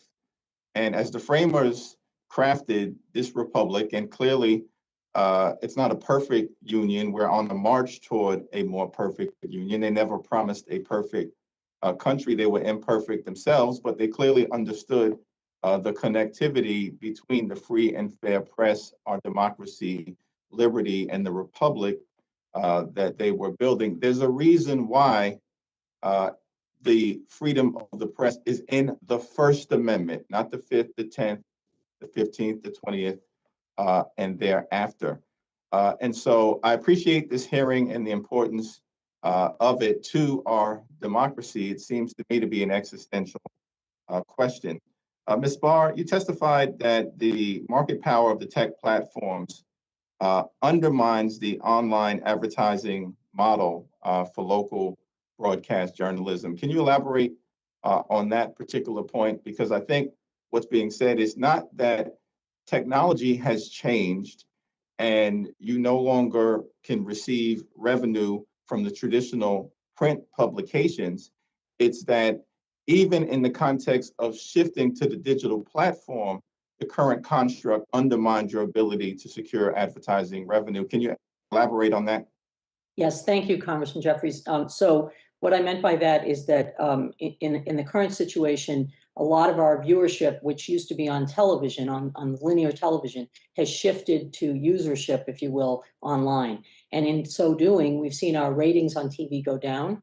And while we do have more people accessing us online, the value of the advertising that we receive back online is a fraction of what we've lost on the television side. So we're spending considerably more money to produce and support what goes online. It's not just taking the 6 o'clock news and putting it online. We're literally creating new content for online, but we're doing it at great cost without being able to return the same kind of revenue. So as a result, we're just spending more to get less. Thank you, Mr. Smith. I appreciate your testimony and the support of Microsoft for this legislation. As I understand it, this could, in some ways, impact your business model, perhaps in a somewhat adverse fashion. And so I'm interested, Mr. Smith, in your assessment as to why the company has taken this position, why you think ultimately it's a good thing for the country, democracy, and perhaps even the free and fair flow of commerce. Well, I think it's clear under the definitions in the legislation as drafted that news organizations would have the right to negotiate collectively with Microsoft because we would be an online content distributor. We meet the threshold of having more than 1 billion users per month for all of our online services and websites put together. We do business with news publishers today. As I mentioned in my written testimony, we have an app, we have a service. We do business with hundreds of publishers. We serve that to millions and millions of people, and we share revenue. If this bill is passed, that means that these news organizations would be able to negotiate collectively with us. I assume that they will negotiate effectively with us. But the reality is, and I've said it at the end of my written testimony, what we're talking about here, and I thought your reference to the First Amendment captured it perfectly, is far bigger than us. It is far bigger than technology. It is more important than any of the products that any of us produce today. And let's hope that if a century from now people are not using iPhones or laptops or anything that we have today, journalism itself is still alive and well because our democracy depends on it. Thank you, Mr. Smith. I yield back. The gentleman yields back. I now recognize the ranking member of the full Judiciary Committee, Mr. Jordan from Ohio, for 5 minutes. Thank you, Mr. Chairman. I would slightly disagree with the statement, Mr. Smith. What our democracy depends on is the First Amendment. Not necessarily journalism is fine, it's all part of it as long as they're actually adhering to the First Amendment. Mr. Travis, at the end of your statement, you said, I'm a First Amendment absolutist, and I believe cancel culture intertwined with identity politics is the greatest threat to our country. I could not agree more. Do you have a functioning First Amendment when only one side's allowed to talk? Do you have free speech when big tech, big media, and big government decides what can be said and what can be seen? No, you don't. Not at all. Not at all. And I think that is the major issue that our country is facing today. Yeah, more important than this broad concept of journalism, which I'm all for, it's the First Amendment, the right to speak and to speak in a political nature and not be censored for speaking out in a political fashion. Is that right? Yes, sir. Mr. Chavern said in his opening statement that this bill would have high-quality professional journalism would be able to form in this consortium and cartel. Is Outkick high-quality journalism? I would like to think so. Some would disagree. Who gets to decide? Who defines what's high-quality journalism? Well, I think that's one of the big challenges, is determining what is and what is not high-quality journalism. Some of the most high-quality journalism that we have seen over the years that has been praised has ended up not being true. Yeah, and that is why we need such a robust First Amendment in general, so that our battles, the marketplace of ideas, is not being artificially constrained, which is what I believe is happening now. The market's supposed to decide what is and define what is high quality journalism. The First Amendment decides that, not government. Is that right? I think that's correct. Yes, sir. You said something earlier too. You said, who fact checks the fact checkers? Who's supposed to do that? It's fascinating. In my example, Facebook has flagged 2 different stories at Outkick as disinformation and destroyed our traffic as a result. The first one was linking to the CDC website. We appealed and said, how can you make this determination? The second one, as I said, was pretty straightforward. We linked to a Wall Street Journal editorial from a high-end medical scientist analyzing COVID. Both of those were flagged. We lost hundreds of thousands of dollars in revenue because of Facebook's fact-checking decision. There was no appeals process. They don't even bother responding to us. But in a general sense, Mr. Travis, isn't it supposed to be the First Amendment that also fact checks the fact? More speech, right? I mean, yes. A number of Democrats have quoted Justice Brandeis. Justice Brandeis said, if there's, quote, misinformation or disinformation out there, the answer is not to squelch that and stop that. The answer is to allow more speech to happen, i.e. the First Amendment, correct? That is the entire theory of Justice Brandeis's view of the First Amendment, and also the entire basis of the marketplace of ideas. Mr. Chavern, do you think the London Times thought Thomas Paine was a high-quality journalist? I'm not sure I could answer that. I'm not trying to respond to that, Mr. Jordan. What I can say is that I represent a vast array of points of view in my membership. Okay. And every one of them has a problem with the marketplace for their content that they invest in greatly. And it's not working. I'm not saying there's not a problem. I'm all for using antitrust to go after the big tech companies. I'm all for doing 230, something we could do right now. We could repeal 230, take away the liability protection. We could do that right now. If Democrats wanted to do that, we certainly do. We've introduced that legislation. I'm all for doing that. What I'm nervous about is this alliance between big government and big tech that Mr. Greenwald talked about. But I also wanted to go to Mr. Greenwald and talk about this other alliance, which I think is just as frightening, and that's the alliance between big tech and big government. Big tech and big government. In your statement, Mr. Greenwald, near the end of it, you said, a mere 2 months after Parler ascended to the top of the charts, members of Congress demanded that Apple and Google remove Parler from their stores and ban any further downloading of the app. We've seen maybe a better example. Just a couple of weeks ago, Mr. Greenwald, we saw 2 Democrats send a letter to AT&T telling them to take certain networks off their, not be a carrier for certain networks. And I just want to read something to get your reaction to this. Because Mr. Travis said earlier, Mr. Greenwald, Mr. Travis said, we would all be rightly concerned if government was censoring speech and not big tech. But frankly, it's both. Big government censoring speech too, because we had 2 members, Democrat members of Congress, write to AT&T, and they said, we want a specific answer to this question. How many of your subscribers tuned into Fox News, Newsmax, One American News, on UVerse, DirecTV, AT&T TV for each of the 4 weeks preceding the November 3rd, 2020 election? Please specify the number of subscribers that tuned into each channel. So basically tell us who your customers are, how many you have, and what they were watching. Mr. Greenwald, do you find that a little creepy and frightening like I do? The time of the gentleman has expired, but the witness may answer the question briefly. Very briefly, it goes to the heart of the concern that I have, which is I think there's a huge mismatch between the rhetoric that is being offered to justify this bill and what the bill does. If the concern is the failure of local newspapers, then give them the power to negotiate collectively, but not big media, which is so often embedded in the same problems that this committee is discussing. The time of the gentleman has expired. He yields back. I now recognize the gentleman from Maryland, Mr. Raskin, for 5 minutes. Mr. Cicilline, thank you. Mr. Buck, thank you for your leadership on this legislation. Mr. Chavern, in the district that I represent, we've lost a ton of local newspapers in Montgomery County, in Frederick County, in Carroll County.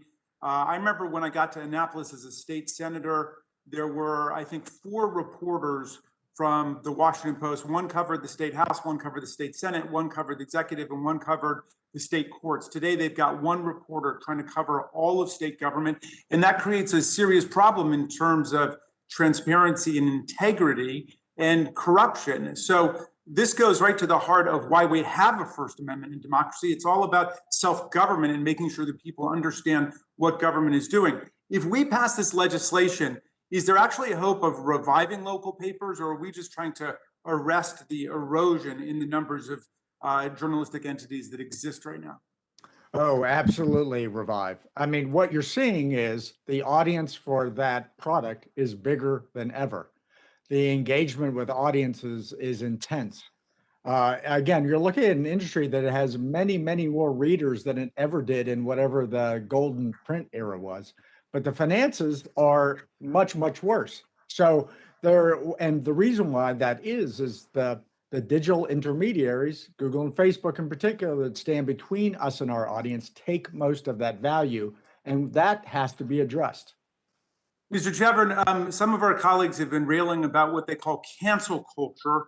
I just made a quick list off the top of my head of some people that right-wing conservatives have tried to censure or cancel privately or publicly, or defund or boycott. Here's some of them. Congresswoman Liz Cheney, who they tried to kick off of her chairmanship of the House Republican Conference. Senator Bill Cassidy from Louisiana, Senator Richard Burr, any of the 17 Republican members of Congress who voted to impeach and convict Donald Trump for inciting violent insurrection against the Union. ABC, Acorn, TV host Samantha Bee, Campbell's Soup, the Dixie Chicks, New York Times reporter Sopan Deb, comedian Kathy Griffin, Guinness, Hallmark, CNN commentator Mark Lamont Hill, Nike, Pepsi, the New York Times, the words climate change and science-based in numerous government agencies and documents, Starbucks, Target, and on and on and on. So do you find that the cancel culture is limited to one side of the political spectrum, or do you think there's a lot of right-wing cancel culture out there which really got this whole, all the engines of censorship revved up? Congressman, I come at this, again, representing the people creating quality journalism. And the best answers for all of this is to have the most amount of good information, good journalism out there possible. And we currently have a system that devalues that content and constrains our capacity to deliver good information. And the best answer is a diversity of journalism in the system. Okay. Thank you. And finally, Mr. Smith, it's fascinating that you're here advancing the position you have. First, can you tell us how your quasi-monopoly power today to negotiate with isolated, non-organized media publishers gives you a bargaining advantage? And then if we do pass this legislation, do you think this is a transitory and transitional problem, or do you think it's systemic and structural, and we're going to need to keep something like this going forward indefinitely? Well, I would focus on two things. First, I would focus, frankly, more on the needs of the smaller publishers. If you're a small news organization, if you're one of these, still 1,500 local county-based publications, I just think it's a lot easier to have somebody negotiate collectively on your behalf. It's a lot easier to have legal counsel work out the terms and conditions. I just think you're going to enable them to pursue the kinds of agreements, whether it's with us or others, more easily and effectively.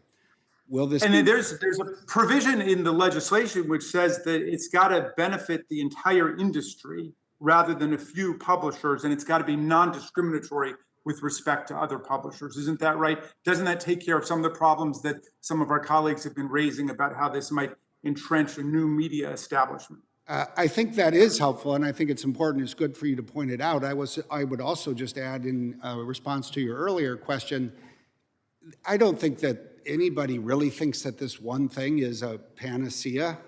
There's more steps that are going to be needed. I agree with Mr. Greenwald that there are other issues that need to be considered by Congress. And let's face it, this is not a problem that government alone can solve. Journalism will have to continue to evolve, and tech companies like my own are going to have to continue to find new creative ways so that journalism and technology can find some way to flourish together in a way that's not happening yet.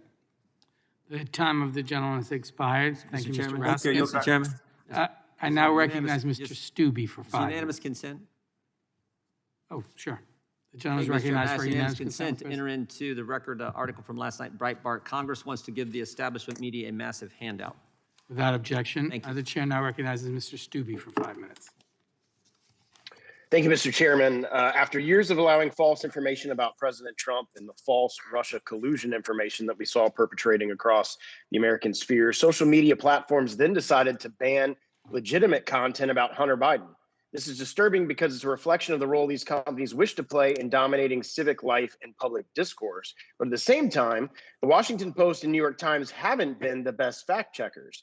A concern of mine is that in addressing social media's dominance over the news, we will just end up allowing a different set of actors to do the same thing. My questions are for Mr. Travis and for Mr. Greenwald. How can we tackle this issue to create a fair playing field that promotes free speech and does not suppress ideas that are out of favor with elites in this country? I think it's one of the most fundamental issues of American society today. How do you determine what stories are able to be shared and what stories are able not to be shared?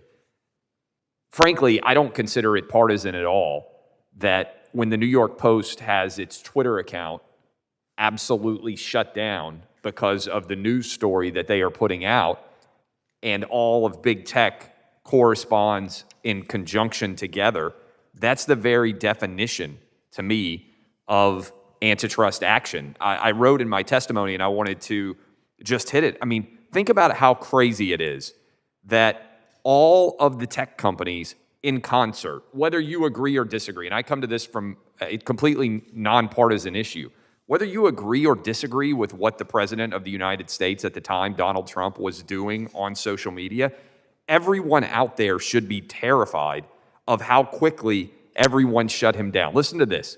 In January of this year, Facebook, Twitter, Google, Spotify, Snapchat, Instagram, Shopify, Reddit, Twitch, YouTube, TikTok, and Pinterest all either banned or restricted the democratically elected President of the United States from speaking to the country on their platforms. Right now, Donald Trump may be the focus, but big tech has set the precedent that if they want to shut anyone down, even the most powerful person in all of democracy can be shut down. So how do you regulate the power that big tech has grabbed? I think the question that you're asking is probably the most central and important question that confronts our country today, because Trump will not be the last figure to have this happen to him. That's my concern. That's a great point you bring out. Mr. Greenwald, you want to add anything to that? Just briefly, that there are representatives of my industry, my profession, here with me testifying, and often what we hear is, well, we're professional journalists, we're here to combat disinformation and ensure free and diverse viewpoints that are aired, but so often the reverse is true. If you look, for example, at what happened in that Hunter Biden banning by Twitter and Facebook, the argument that was advanced by those companies to justify it was that the materials reported by the New York Post were, quote, Russian disinformation. That came from news media outlets saying that, and everyone now knows that that is untrue. Even the FBI acknowledges Russia played no role in that, and that the documents were genuine. So often, the most damaging conspiracy theories and disinformation come from the most prestigious news outlets. Obviously, the most destructive case being the claims that were made that led to the country to invade Iraq. And so I think that the concern I have is that if we adopt this narrative that the reason media outlets are failing is only because of Google and Facebook, we allow this industry that needs so much self-examination to essentially be off the hook.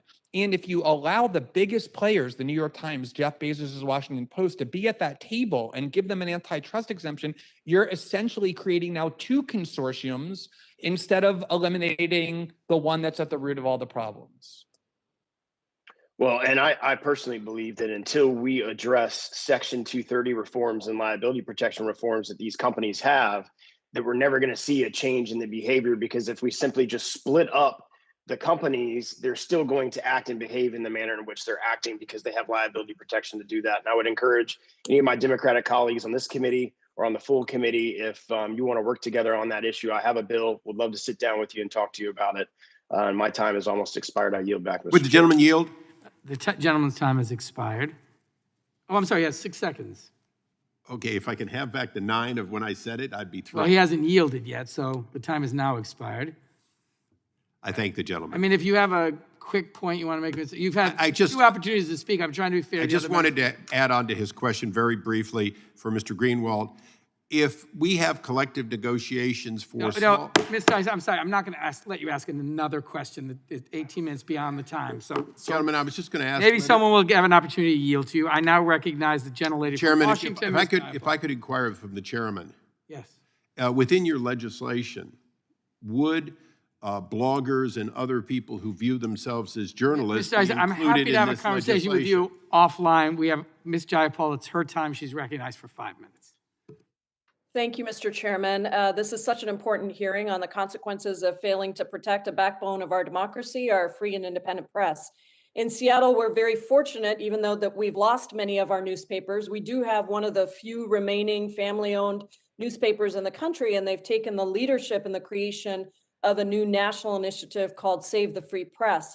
But even for a larger newspaper like the Seattle Times, the struggle to compete against big tech is serious, from the loss of ad revenue, the forced provisions that tech platforms impose on them, and the co-opting of locally produced news content with little to no compensation by big tech news aggregators. Mr. Smith, you've departed from some of your tech leader colleagues in not only saying that government must play a role in regulating big tech, but then actually holding to that. In fact, I remember during our hearing with the 4 CEOs last year, several of them said that they welcomed government regulation. But let's talk about what just happened in Australia when the government passed a law to require big tech platforms to negotiate with and compensate news platforms for the content they produce. Google decided to play hardball and shut down its operations in Australia. They argued that Australia's news media bargaining code would undermine the open internet. Microsoft, however, supported Australia's news media bargaining code. Can you tell me why and quickly what happened when you voiced your support? Well, yeah, I mean, look, one of the reasons I suppose I'm here is because we got drawn into the same issue in Australia, and we weren't really part of it until Google told the nation of Australia that if its legislators passed a law that is not entirely dissimilar from this one, it would boycott the entire country.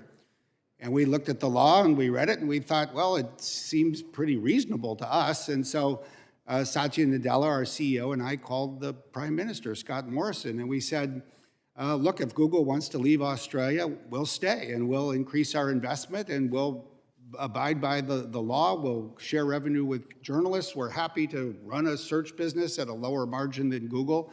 And we think that there's some room for all of us to succeed together. And within 24 hours of my going on Australian television to endorse the law, Google called up and said they would reverse course and stay instead.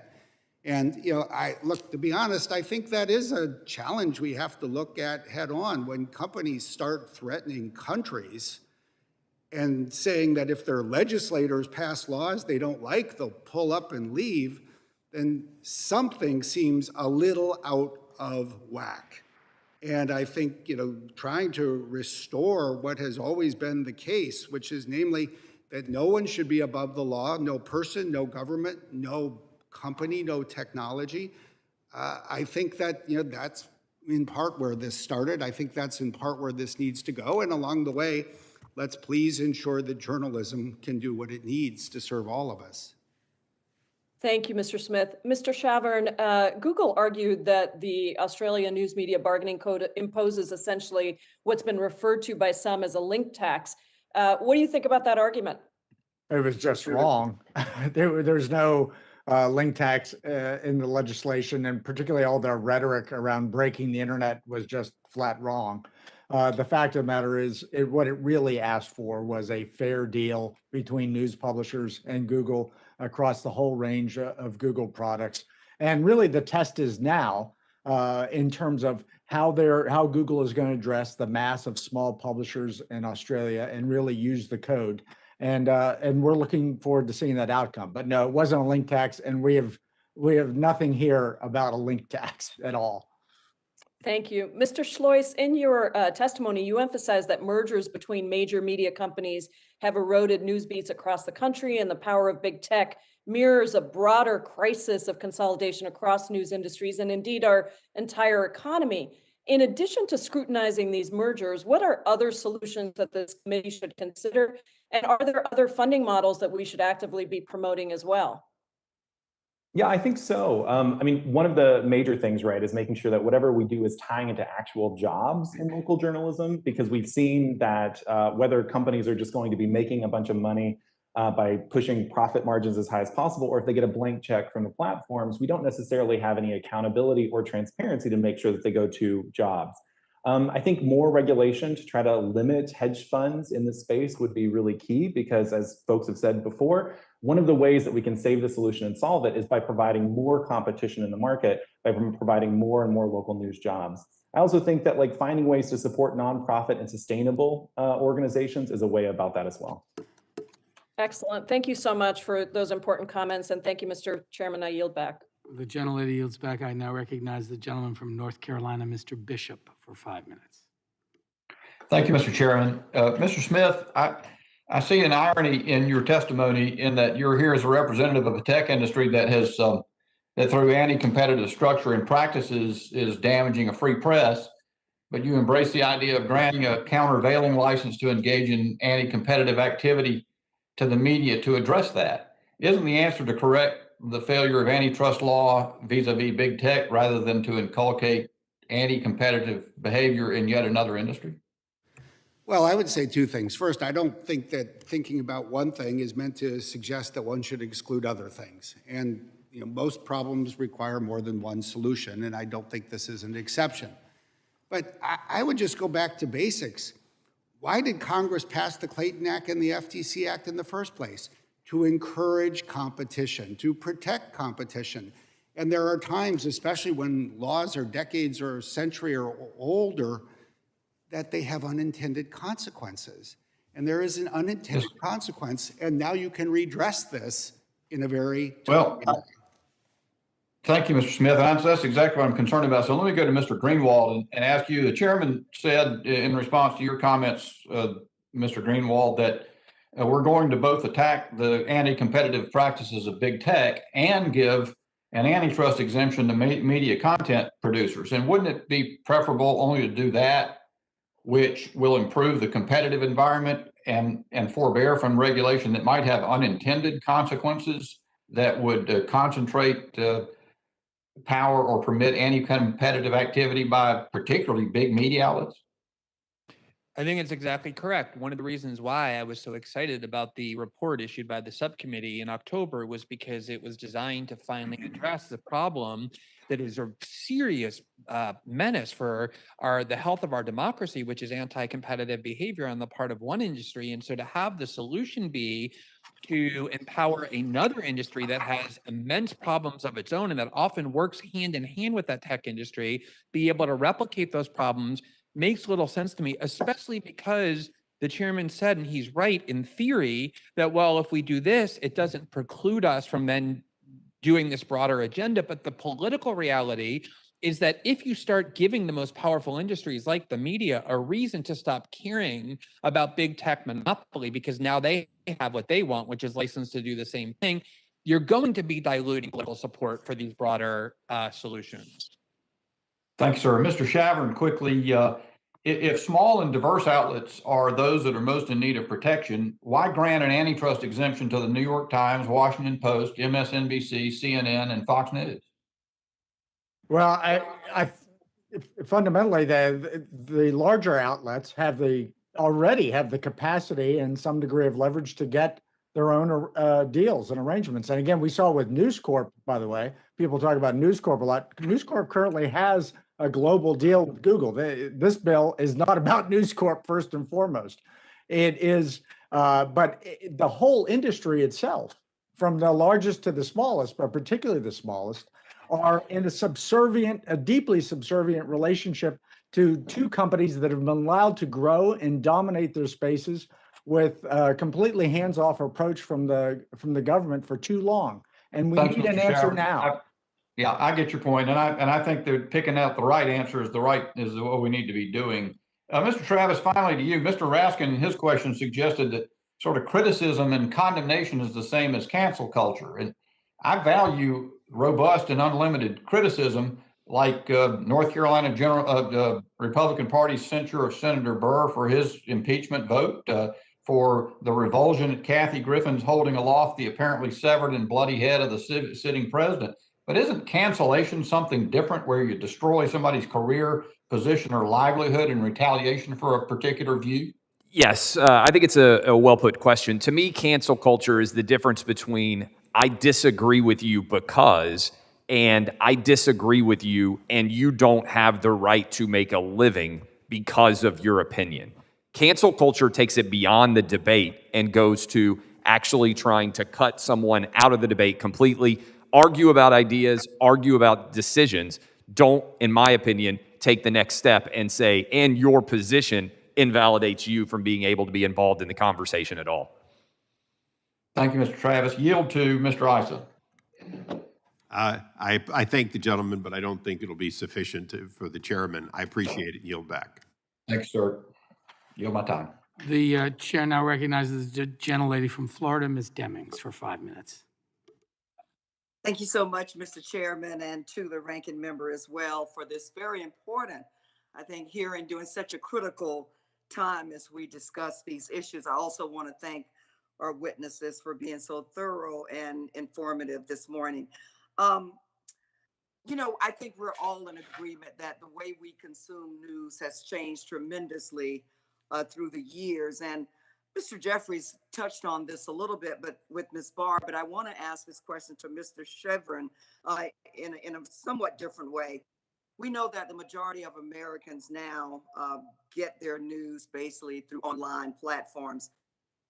And many of the newspapers have made that shift. They have more and more online readership. But could you please talk a little bit about why they still continue to struggle? Certainly, and thank you for the question. You know, most of my members, from the smallest to the largest, are primarily digital businesses, and they certainly see their future as delivering news content online to, by the way, bigger audiences than ever. The trouble is they're delivering into an ecosystem that is dominated by two companies. I call Google and Facebook our regulators because they regulate everything about our interaction with our consumers, and they suppress the value of our content, and they make it incredibly hard for there to be not only existing publishers, but if you want to be a new entrant or have a different point of view or represent a different community perspective, it's basically an impossible market in which to build a business, and that has to change. Thank you. And you've also talked about, or we have heard that collective bargaining efforts really only benefit the largest of countries and or companies and kind of leave the smaller guys out, if you will. Could you talk about how collective bargaining, how can we ensure that collective bargaining efforts would also benefit the independent and smaller organizations? Yeah, absolutely. And I mentioned this in my my written testimony for the committee. You know, the collective action is primarily benefits those who don't have another way to assert their value, right? It is a primary benefit for small and local publishers to be able to fight for themselves. The larger, as we saw in Australia, by the way, what happened is, as Mr. Smith noted, the larger publishers had some capacity to get their own individual deals. And now the code itself, the code is primarily impacting small and community publishers who are able to band together and have a voice, because without that, they have really no hope. Thank you so very much. Mr. Schleuss, I think it's interesting that we are having this conversation today as I am reading the Kerner report, yet again, trying to understand some of the challenges that we face in our country. I know that News Guild has been critical of consolidation. Could you please explain a little bit how consolidation actually impacts diversity in newsrooms? Absolutely. So we represent, you know, in your district, the folks at the Orlando Sentinel, and along with them, 16 other newsrooms across the country, just in that one group. Consolidation, when big companies gobble up these smaller local news outlets, whether they're online or in print, what they do is they'll pull out copy desks, they'll pull out design work, and they'll shift that to these like hubs. Those hubs are usually filled with people who don't know, the local names of streets or politicians and can't actually do the editing and the design work. So it reduces the local jobs in the communities by shifting them to these hubs, but it also reduces the local accountability because it removes those kind of voices and those editors who know their communities. And Mr. Schleuss, if you could, I know you mentioned earlier that 2,100 newsrooms across the country have shut down. 36,000 journalists are not working. So as we end on this discussion about diversity, could you also just talk about kind of the impact, who those people are, and why it makes a difference that diversity is considered, but also the impact on the true and balanced and unbiased journalism that we so desperately need in this country?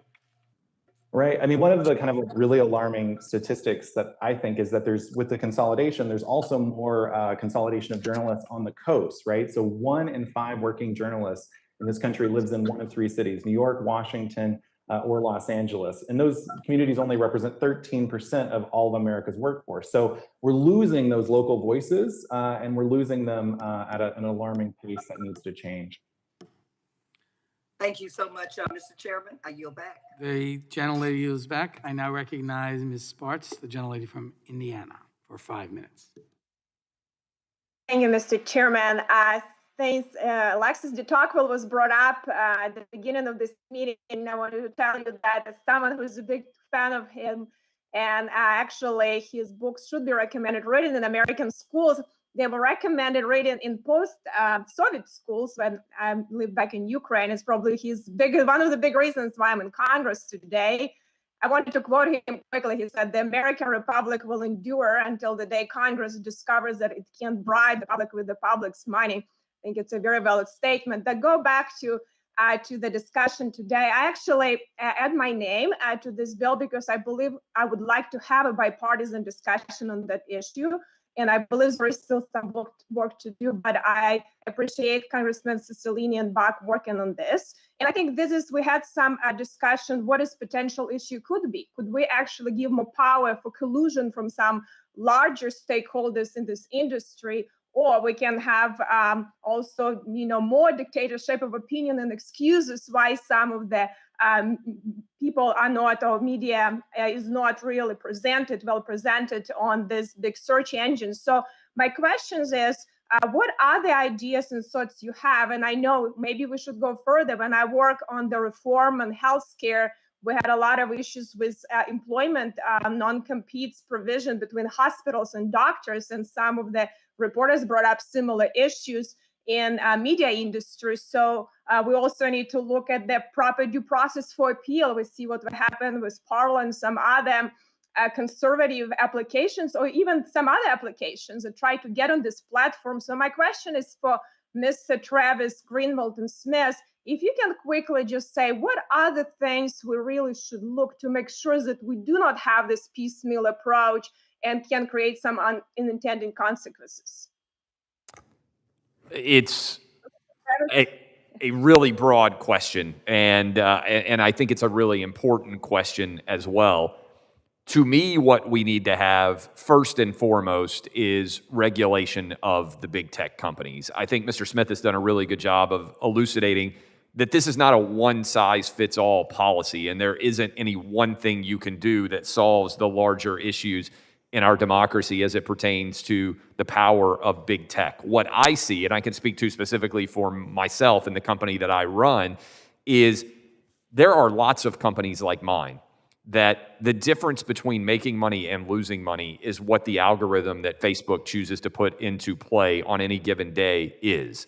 And the consistency of the rules that are being applied in a content-neutral fashion does not exist.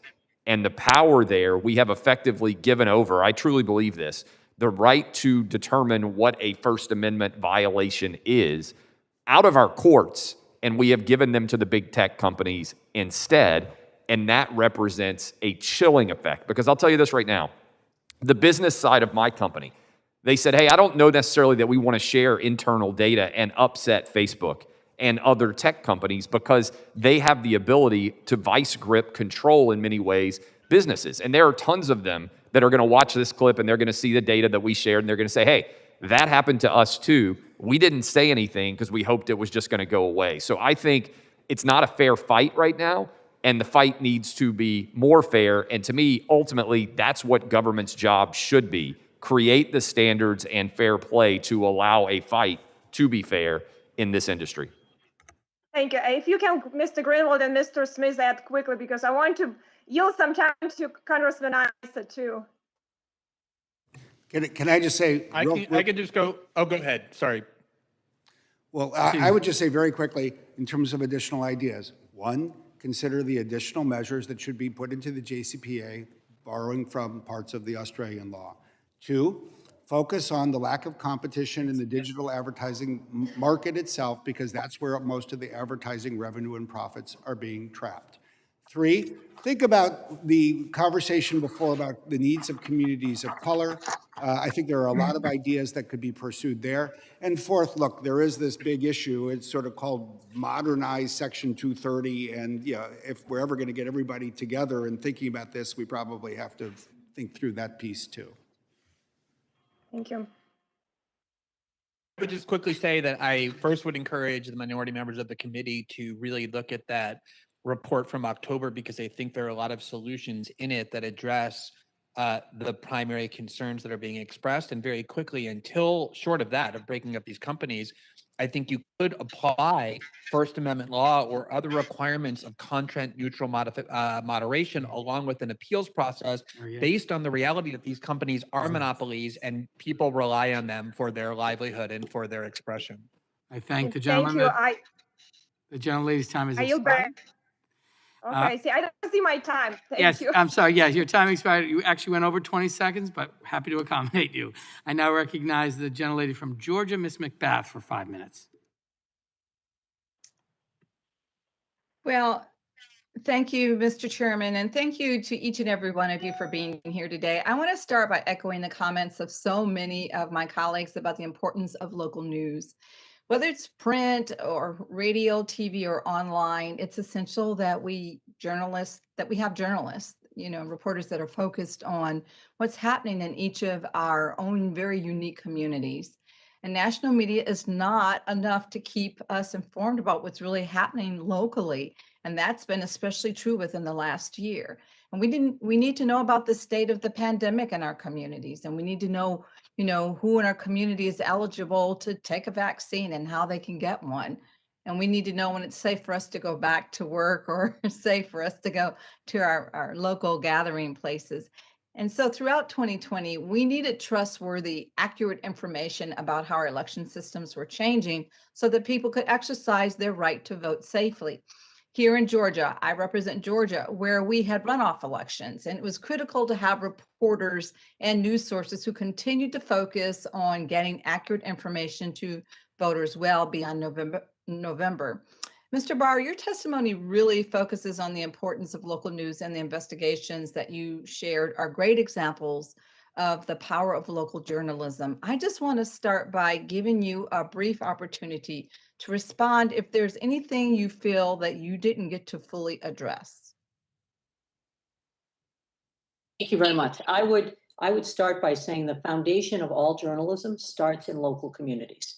The stories that tend to bubble up into the national papers often have their root in what happens locally. So to give you a very current example, in Houston and San Antonio, where we own television stations, as you all know, we recently dealt with a horrific power grid failure that resulted in people dying, resulted in homes having frozen pipes, people losing lots of money on trying to repair things, and it was quite terrible. It was the role of the local broadcasters in that situation that really helped keep people informed and keep them ultimately safe, because in Texas, it's not common to have a freeze like that. So it was very, very important that we were there, and we were there both on television and obviously online when the power failed and they couldn't reach us otherwise.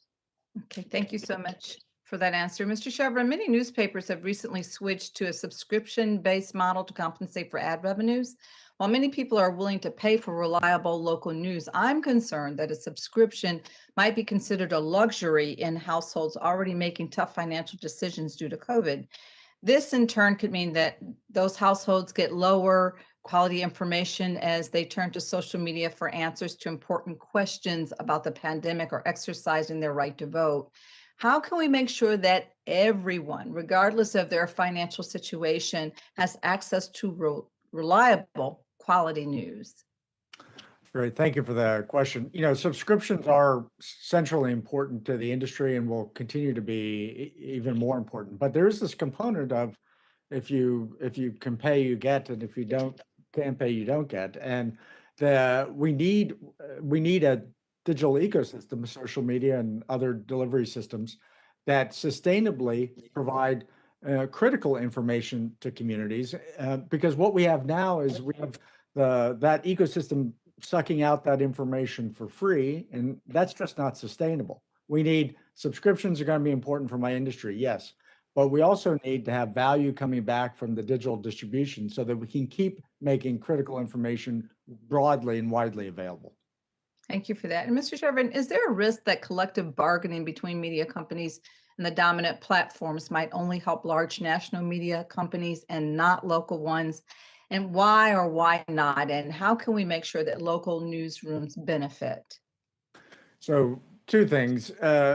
First of all, I think the smallest local publishers are the ones most in need of collective action. But I also have to say, and there's been a lot of discussion about this today, even of my members who are considered big companies, even collectively, compared to the massive market power of these digital platforms, have incredibly unequal bargaining power. This industry itself is critically important to civic society, and it needs the ability to collectively respond to the dominance that's been allowed to build up in the digital ecosystem. So I think there's tremendous particular benefits for small and local publishers, but the whole industry itself needs some capacity to speak for itself.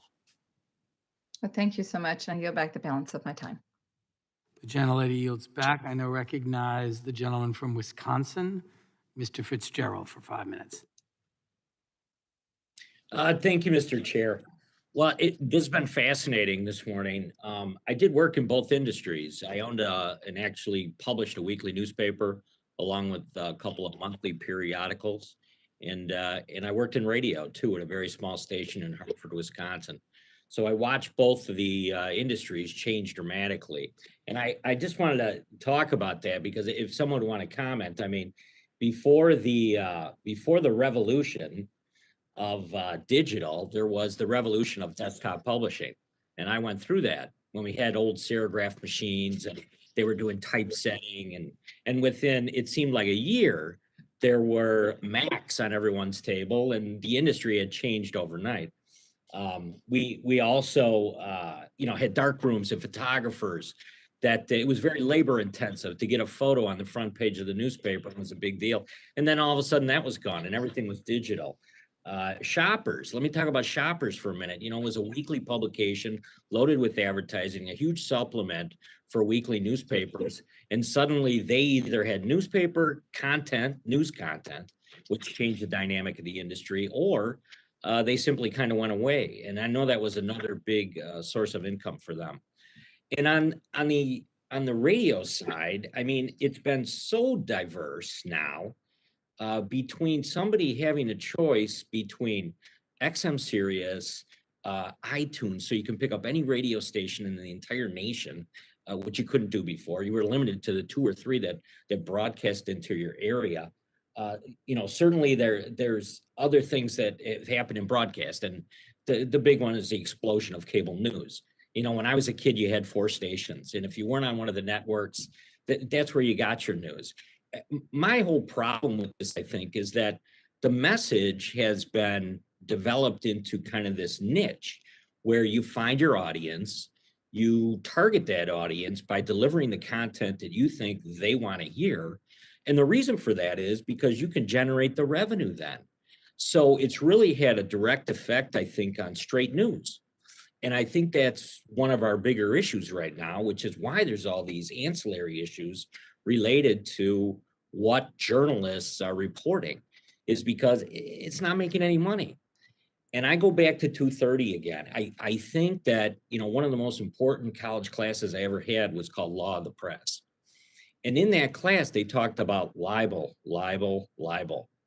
In any newsroom that I've ever been in, and any editor who is responsible for the content, but always has kind of, it's going to be either the general manager at the radio station, or it's going to be certainly, the publisher of the paper or the chain of papers, always looking over that editor's shoulder, making sure that they don't put them in jeopardy when it comes to the law.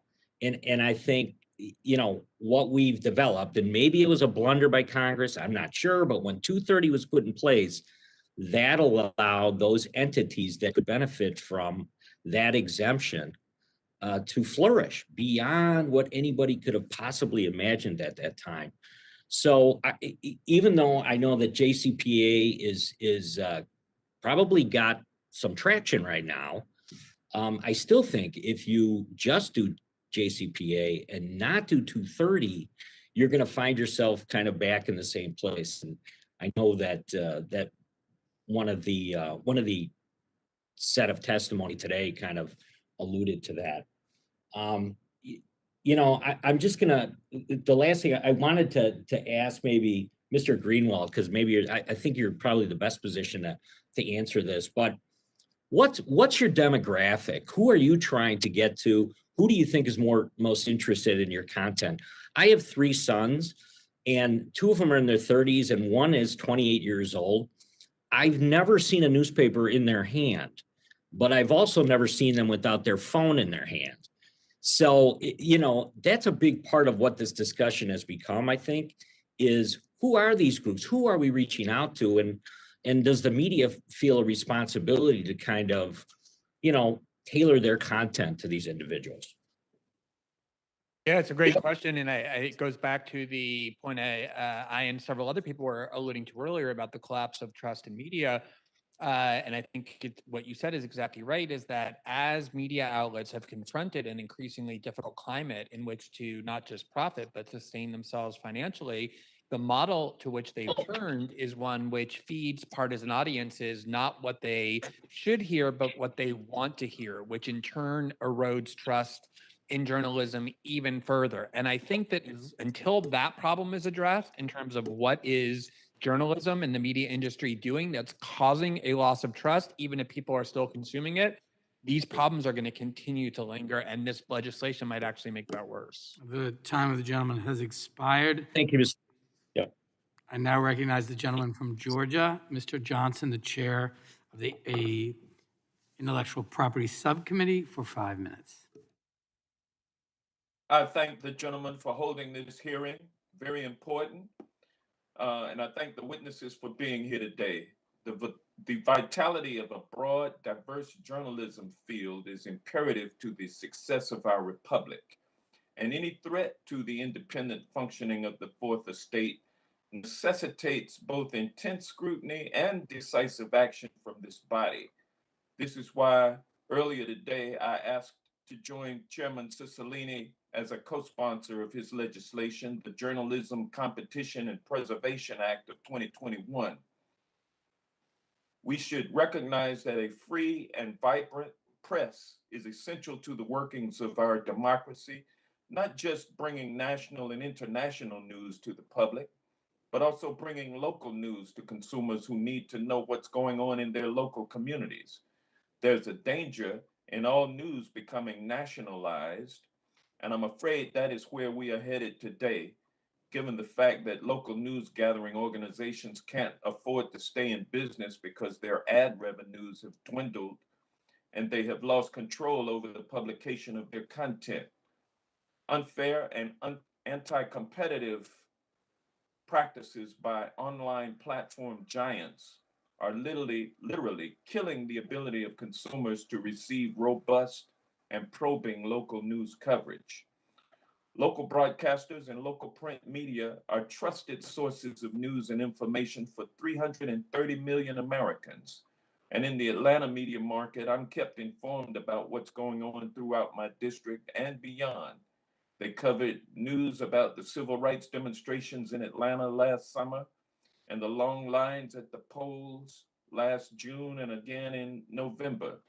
and they continue to provide much needed local airtime on the impact that the pandemic has had on schools, businesses, minority communities, and healthcare in local communities in the Atlanta market. They're keeping us up on what our legislature is trying to do to curtail and limit our right to vote. Today, I stand up for local news gathering organizations. The value of local journalism and the diversity of voices it amplifies is more important now than ever, as the public has moved to the online marketplace as the platform through which they receive news coverage. Ad revenue is the mother's milk for all news gathering organizations, and unfortunately for them, that same ad revenue is being siphoned off by the digital platforms that use their content to attract those same ad dollars.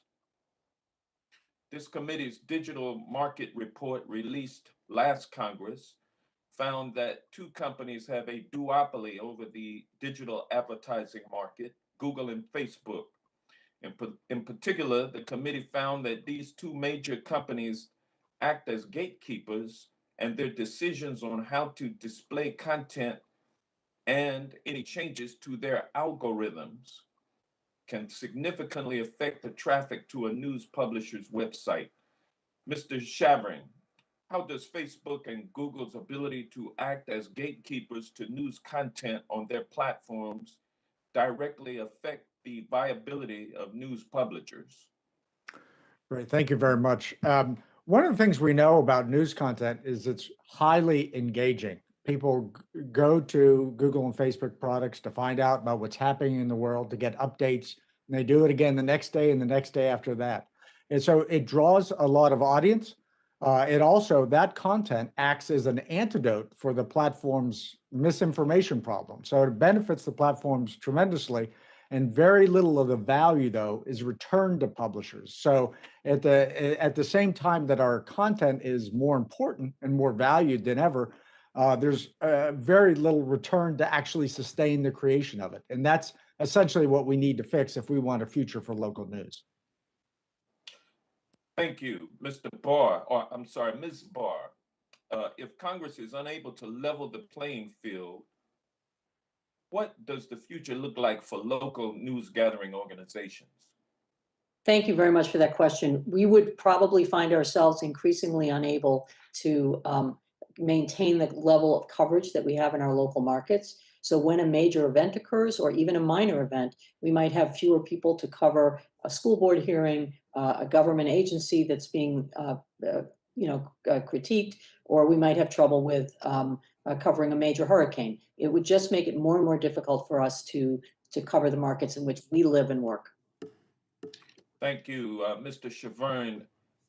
How has the enforcement? I'm sorry, the or lack time of the gentleman has expired. I thank the chairman. I yield back. The gentleman yields back. I now recognize the gentleman from Utah, Mr. Owens, for 5 minutes. He was on the screen. There he is. Thank you. Thank you, Mr. Chairman and Ranking Member. Thank you for holding this hearing today. And to the witnesses, I really do appreciate you sharing experiences.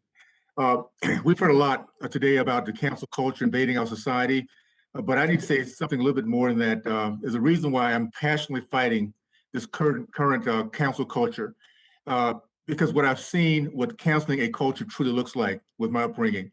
Counseling a culture looks like intimidation of young Black students entering the University of Alabama to break the back of segregation in 1973. Counseling a culture looks like police and attack dogs waiting at the end of Selma Bridge in 1965. Today, counseling a culture has taken the form of oppressive censorship of big tech silencing American voices and stealing our freedom of speech. As it was in 1960 civil rights days, it will take the same old school Americanism to defeat this curse. It's called courage, backbone, a patriotic bipartisanship, which I'm seeing today, an effort to prioritize our culture of freedom over global profit and power. The enemies of our American culture can be summarized in 2 words, the same words used as the enemies of 1960 freedom fighters, bullies and cowards. To go back to what Thomas Jefferson and one of our founders said, obviously, years ago, at the beginning, Ignorant free, to paraphrase, ignorant free can never be. It's never been more true than it is today. There's been a lot of good questions asked today, and I don't want to duplicate those. So I'm just going to ask Mr. Travis and Mr. Greenwald. You know, this is one of I think of a long series of steps that's going to get us to where we can deal with this process that's been happening to us for quite a while. This counsel culture, counseling a culture, our American culture. How do you see us finally get to that end where we've gotten control? And obviously, this is one of the many steps to get in control to where we can have this freedom of speech again, where we expect this as a country, that this should be a natural process. We can speak freely without feeling of being attacked. How do you see that coming to where we can end this process here in America? Let's start with Mr. Travis and Mr. Greenwald. It's a great question, Congressman. And to me, every single American out there is terrified on some level every time they pick up Twitter, every time they pick up Instagram, every time they pick up Facebook, and they sit there for a moment and think about whatever opinion they're about to share, and they have to think to themselves, is this worth my life fundamentally changing? And to me, the marketplace of ideas, Congressman, requires that people not be afraid to say what they really think. And what we have created is such a stifled environment today that people are terrified to say what they think. They're also terrified that their kids might have a TikTok video out where they're singing along to a rap song and suddenly they can't get a college scholarship anymore. That's happening every single day across this country. And big tech has helped to create a censorious universe where, again, I said cancel culture to me is the difference between I disagree with you and I disagree with you, and you're not even allowed to be involved in this conversation, and you shouldn't be allowed to have a job either. And what we have to do if we want to have a full flourishment of democracy is start to fight back against that culture of censorship. And one of the ways that we do it, I believe, is by restricting the antitrust power that I believe the big tech companies have come to take over in the ensuing decade. And I'm sure Glenn can talk about that a lot better even than I can, but that's the essence of the question I think you're asking. Yeah, thank you. The one point I'd like to emphasize, Congressman, about all that is big media, the largest media corporations in the United States, are not opposed to the censorious behavior of big tech. Quite the contrary, they're the ones who have agitated for it most aggressively. If you ask people in Silicon Valley, they will tell you they would, all other things being equal, prefer to be out of the business of content moderation and have been pressured by big media companies, both for ideological and competitive reasons, to silence others who might compete with these large outlets in the name of diversity. And this is why I would really urge the committee to strongly consider this. What I think everyone is saying is very valid in this concern for the viability of local media outlets. So if that's the case, the focus ought to be on empowering these local media outlets to sustain themselves and to grow and flourish, and not empower the actors who are causing so many of the problems that we're all talking about, which are big media outlets either acting in concert with big tech or in many cases co-opting the power that they wield. The time of the gentleman has expired. I now recognize myself for 5 minutes. And thank you. Mr. Greenwald, that's exactly the purpose of the legislation, to empower those small publishers and small newspapers. And Mr. Chairman, I want to start with you. You know, a few years ago, Facebook's head of new partnerships, Campbell Brown, told publishers that if they don't work with Facebook, they will end up, quote, in hospice. She reportedly said, and I quote, "We will help you revitalize journalism, but in a few years, the reverse looks like I'll be holding your hands with your dying business like in hospice," which is pretty powerful language. And our investigation found that Google or Facebook can change an algorithm, and in doing so, can have a devastating impact on traffic to a news publisher's website.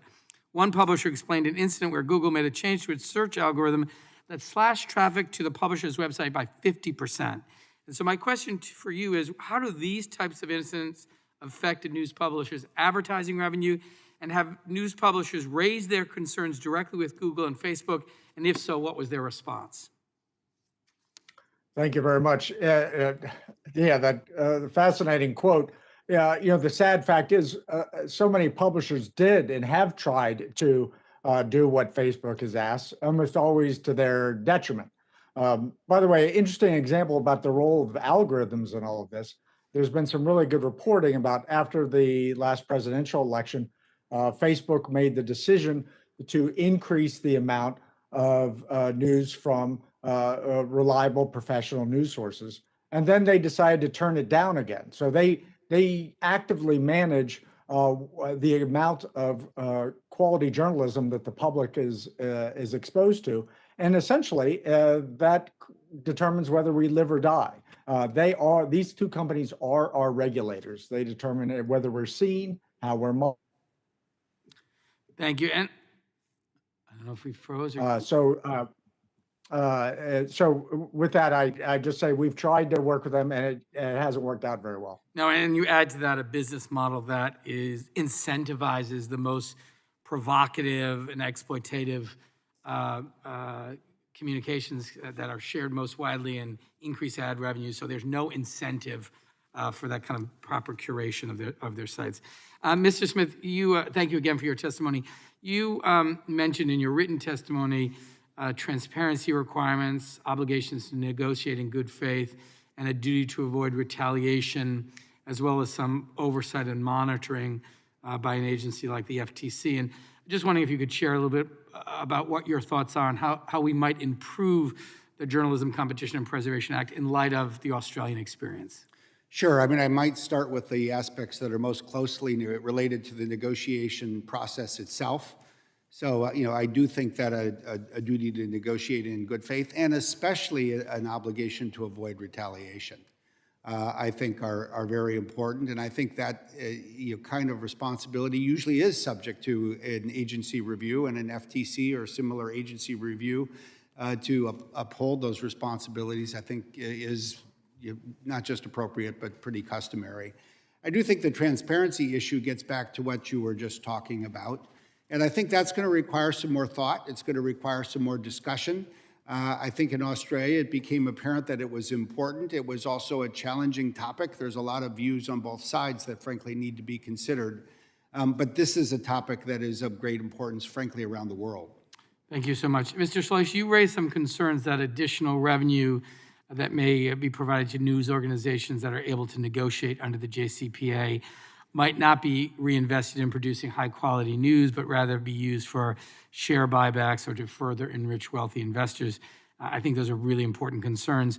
And so what safeguards should we be considering adding to this bill to address these concerns?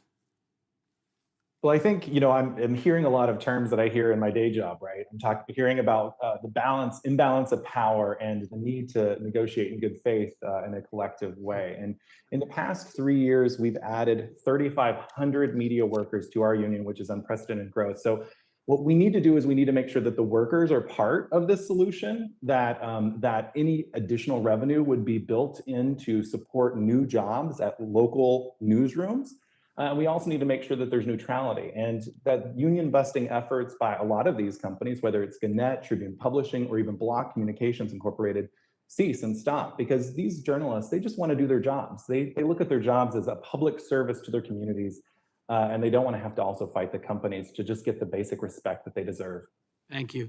And I would just note with my couple seconds left that, we all recognize that this is a temporary solution to an urgent problem that we believe we must respond to, and if we don't, we will just not have local journalism anymore.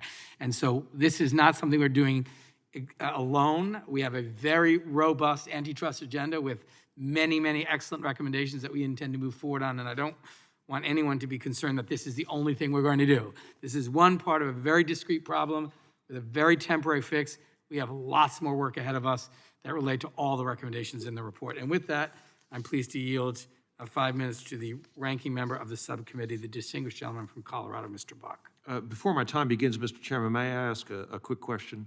Of course. I think part of the discussion today is about the bill and whether it intends to cover startup organizations and various others. And I just want to mention a few of them, if I may: Daily Caller, Daily Wire, Washington Examiner, Washington Times, Spectator, Blaze, National Review Online, Daily Signal, Breitbart, Federalist, and Mr. Greenwald's former employer, The Intercept. Are those all intended to be covered by the definition that we have in here, news content creator? Yeah, they are not only intended to be covered, they are covered because it is content neutral, and all of the organizations you described are producers of content. And when Mr. Breitbart started Breitbart in his garage, would that be covered by this? Absolutely. And if there was some doubt about that, would the chair be willing to entertain an amendment to the bill to clarify that when we get to markup? I am always willing to work with you, Mr. Buck. You have always acted in good faith, and to the extent there are improvements or clarifications of the bill that will be useful, I'm happy to work with you on those. Thank you very much. Mr. Travis, I'm just an old jock, so I'm more comfortable talking to you than anybody else around here, and I appreciate you being here today. I have to tell you, and you may have been in this situation also, but I have been in disagreements with a spouse, a child, a neighbor, a coworker, and after about 5 minutes of the disagreement, I realized we're saying the same thing. And there's something happening today where I feel like we're saying the same thing, and not just the witnesses, but the members also. You know, what happened to you is disgraceful in this country. It's something we expect in China or Russia. It's not something we expect in the United States of America. And so I absolutely believe the solution to what you talked about is having 5 Googles, 10 Facebooks, 12, and I think Mr. Smith would agree with me. He'd love to have Bing and Google, you know, with equal market share competing against each other in a way that would make sure that if one discriminated against you, the other would pick up that revenue and run with it. But this is something different, I think, what we're talking about with this particular bill. I think what we're talking about with this bill is to make sure that these news organizations that are going out of business have the chance to compete with these big tech giants for ad revenue. Right now, they don't. Right now, what we're seeing, and by the way, big tech doesn't have a bunch of reporters out there covering news stories or opinion writers writing news stories. All they do is they take someone else's product and they use that product for more and more profit for them and less profit or revenue for the other side. And so what I'm wondering is, what is the solution that you would, not to the world in general. We agree, especially on this side of the aisle, that we need to do something about Section 230, and we need to do something about censorship. But in terms of this specific issue, revenue for small local news organizations, what do we do? There's not an easy solution, right? And there is a multifaceted solution that I think is going to have to be built in order for things like this to work.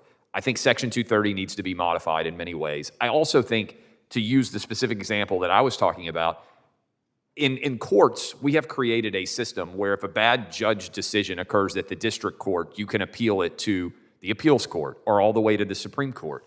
When I look at Facebook, which is a monopoly, let's not pretend that they're anything other than a monopoly. It's almost impossible for news organizations to make budgets without working with Facebook, as Chairman, you just said in the example you used.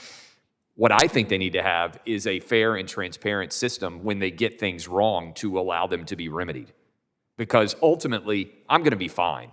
But if our company doesn't make the revenue that we should on the content that we're producing, that means that I hire less people. That means that all of these companies that are here talking to you today trying to increase their revenue hire less people as well. And to the extent that I believe in the marketplace of ideas, which I do, we need as many voices as possible all speaking. And the way that the system is structured right now, we are not having that occur. Mr. Smith, I want to ask you a quick question. I recognize the concern that at some point there'll be this smoky room and a few of the tech giants and a few of the news giants will get together and say, hey, we can make even more money if we just decide to screw all these other people, the smaller tech companies and the smaller news organizations. And so the idea that these two giants are going to collude and create something with the exemption that we're talking about in this bill may be real. But I want to ask you, in your experience with Australia, did Google say to the world, hey, let's just get together with 3 or 4 of these news organizations. The Australian people will be happy And that's the way to go. Did they act like they were willing to collude with just a few, or were they concerned with the welfare of the people of Australia? Well, it's a great question, and interestingly, as things played out in Australia, I think it's fair to say that there was initially a principal concern that, frankly, the only news organizations that would benefit would be the big ones, and specifically News Corp and two others. And the whole assurance that the law contained to ensure that everyone was reached was exactly what is in the JCPA, the ability for everyone to negotiate collectively. I actually think that if you don't create a basis for small publishers to negotiate collectively, you really don't create much of a basis for them to negotiate effectively. I appreciate the time, Mr. Chair, and I yield back. The gentleman yields back. I now would like to add the following items for the record. A letter from Jason Kint, the CEO of Digital Content Next, a statement for the record from Jeff Jarvis, the Leonard Tao Professor of Journalism and Innovation at the New York's Craig Network Graduate School of Journalism. Statement for the record from Maribel Perez Wadsworth, President of News Gannett Media. A statement for the record from Rod Sims, Chair of the Australian Competition and Consumer Commission. A statement for the record from Media Matters for America. A statement from the record from our colleague, Congresswoman Susan Wild, who in her statement acknowledges, and I quote, "These challenges are real, and those of us in positions of power must take them seriously," and recounts her mother's own experience as a journalist. A joint statement for the record from the National Association of Black-Owned Broadcasters, Native American Journalists Association, and Radio Television Digital News Association. A statement for the record from the Free Press Action. A statement from the record from Google. And a statement for the record from Matthew Shears, President of Computer and Communications Industry Association. And with that, I'd like to really thank our extraordinary panel of witnesses for your testimony today. I think this was a very productive hearing and raised very important issues about this urgent challenge we face. Next Thursday, we will be holding our third hearing as part of a series to develop legislation to address the rise and abuse of market power online. At that hearing, our witnesses will discuss proposals to modernize and strengthen the antitrust laws that apply monopoly power and anti-competitive mergers. And again, with deep gratitude to our witnesses, and without objection, all members will have 5 legislative days to submit additional written questions for the witnesses or additional materials for the record. And this hearing is now adjourned.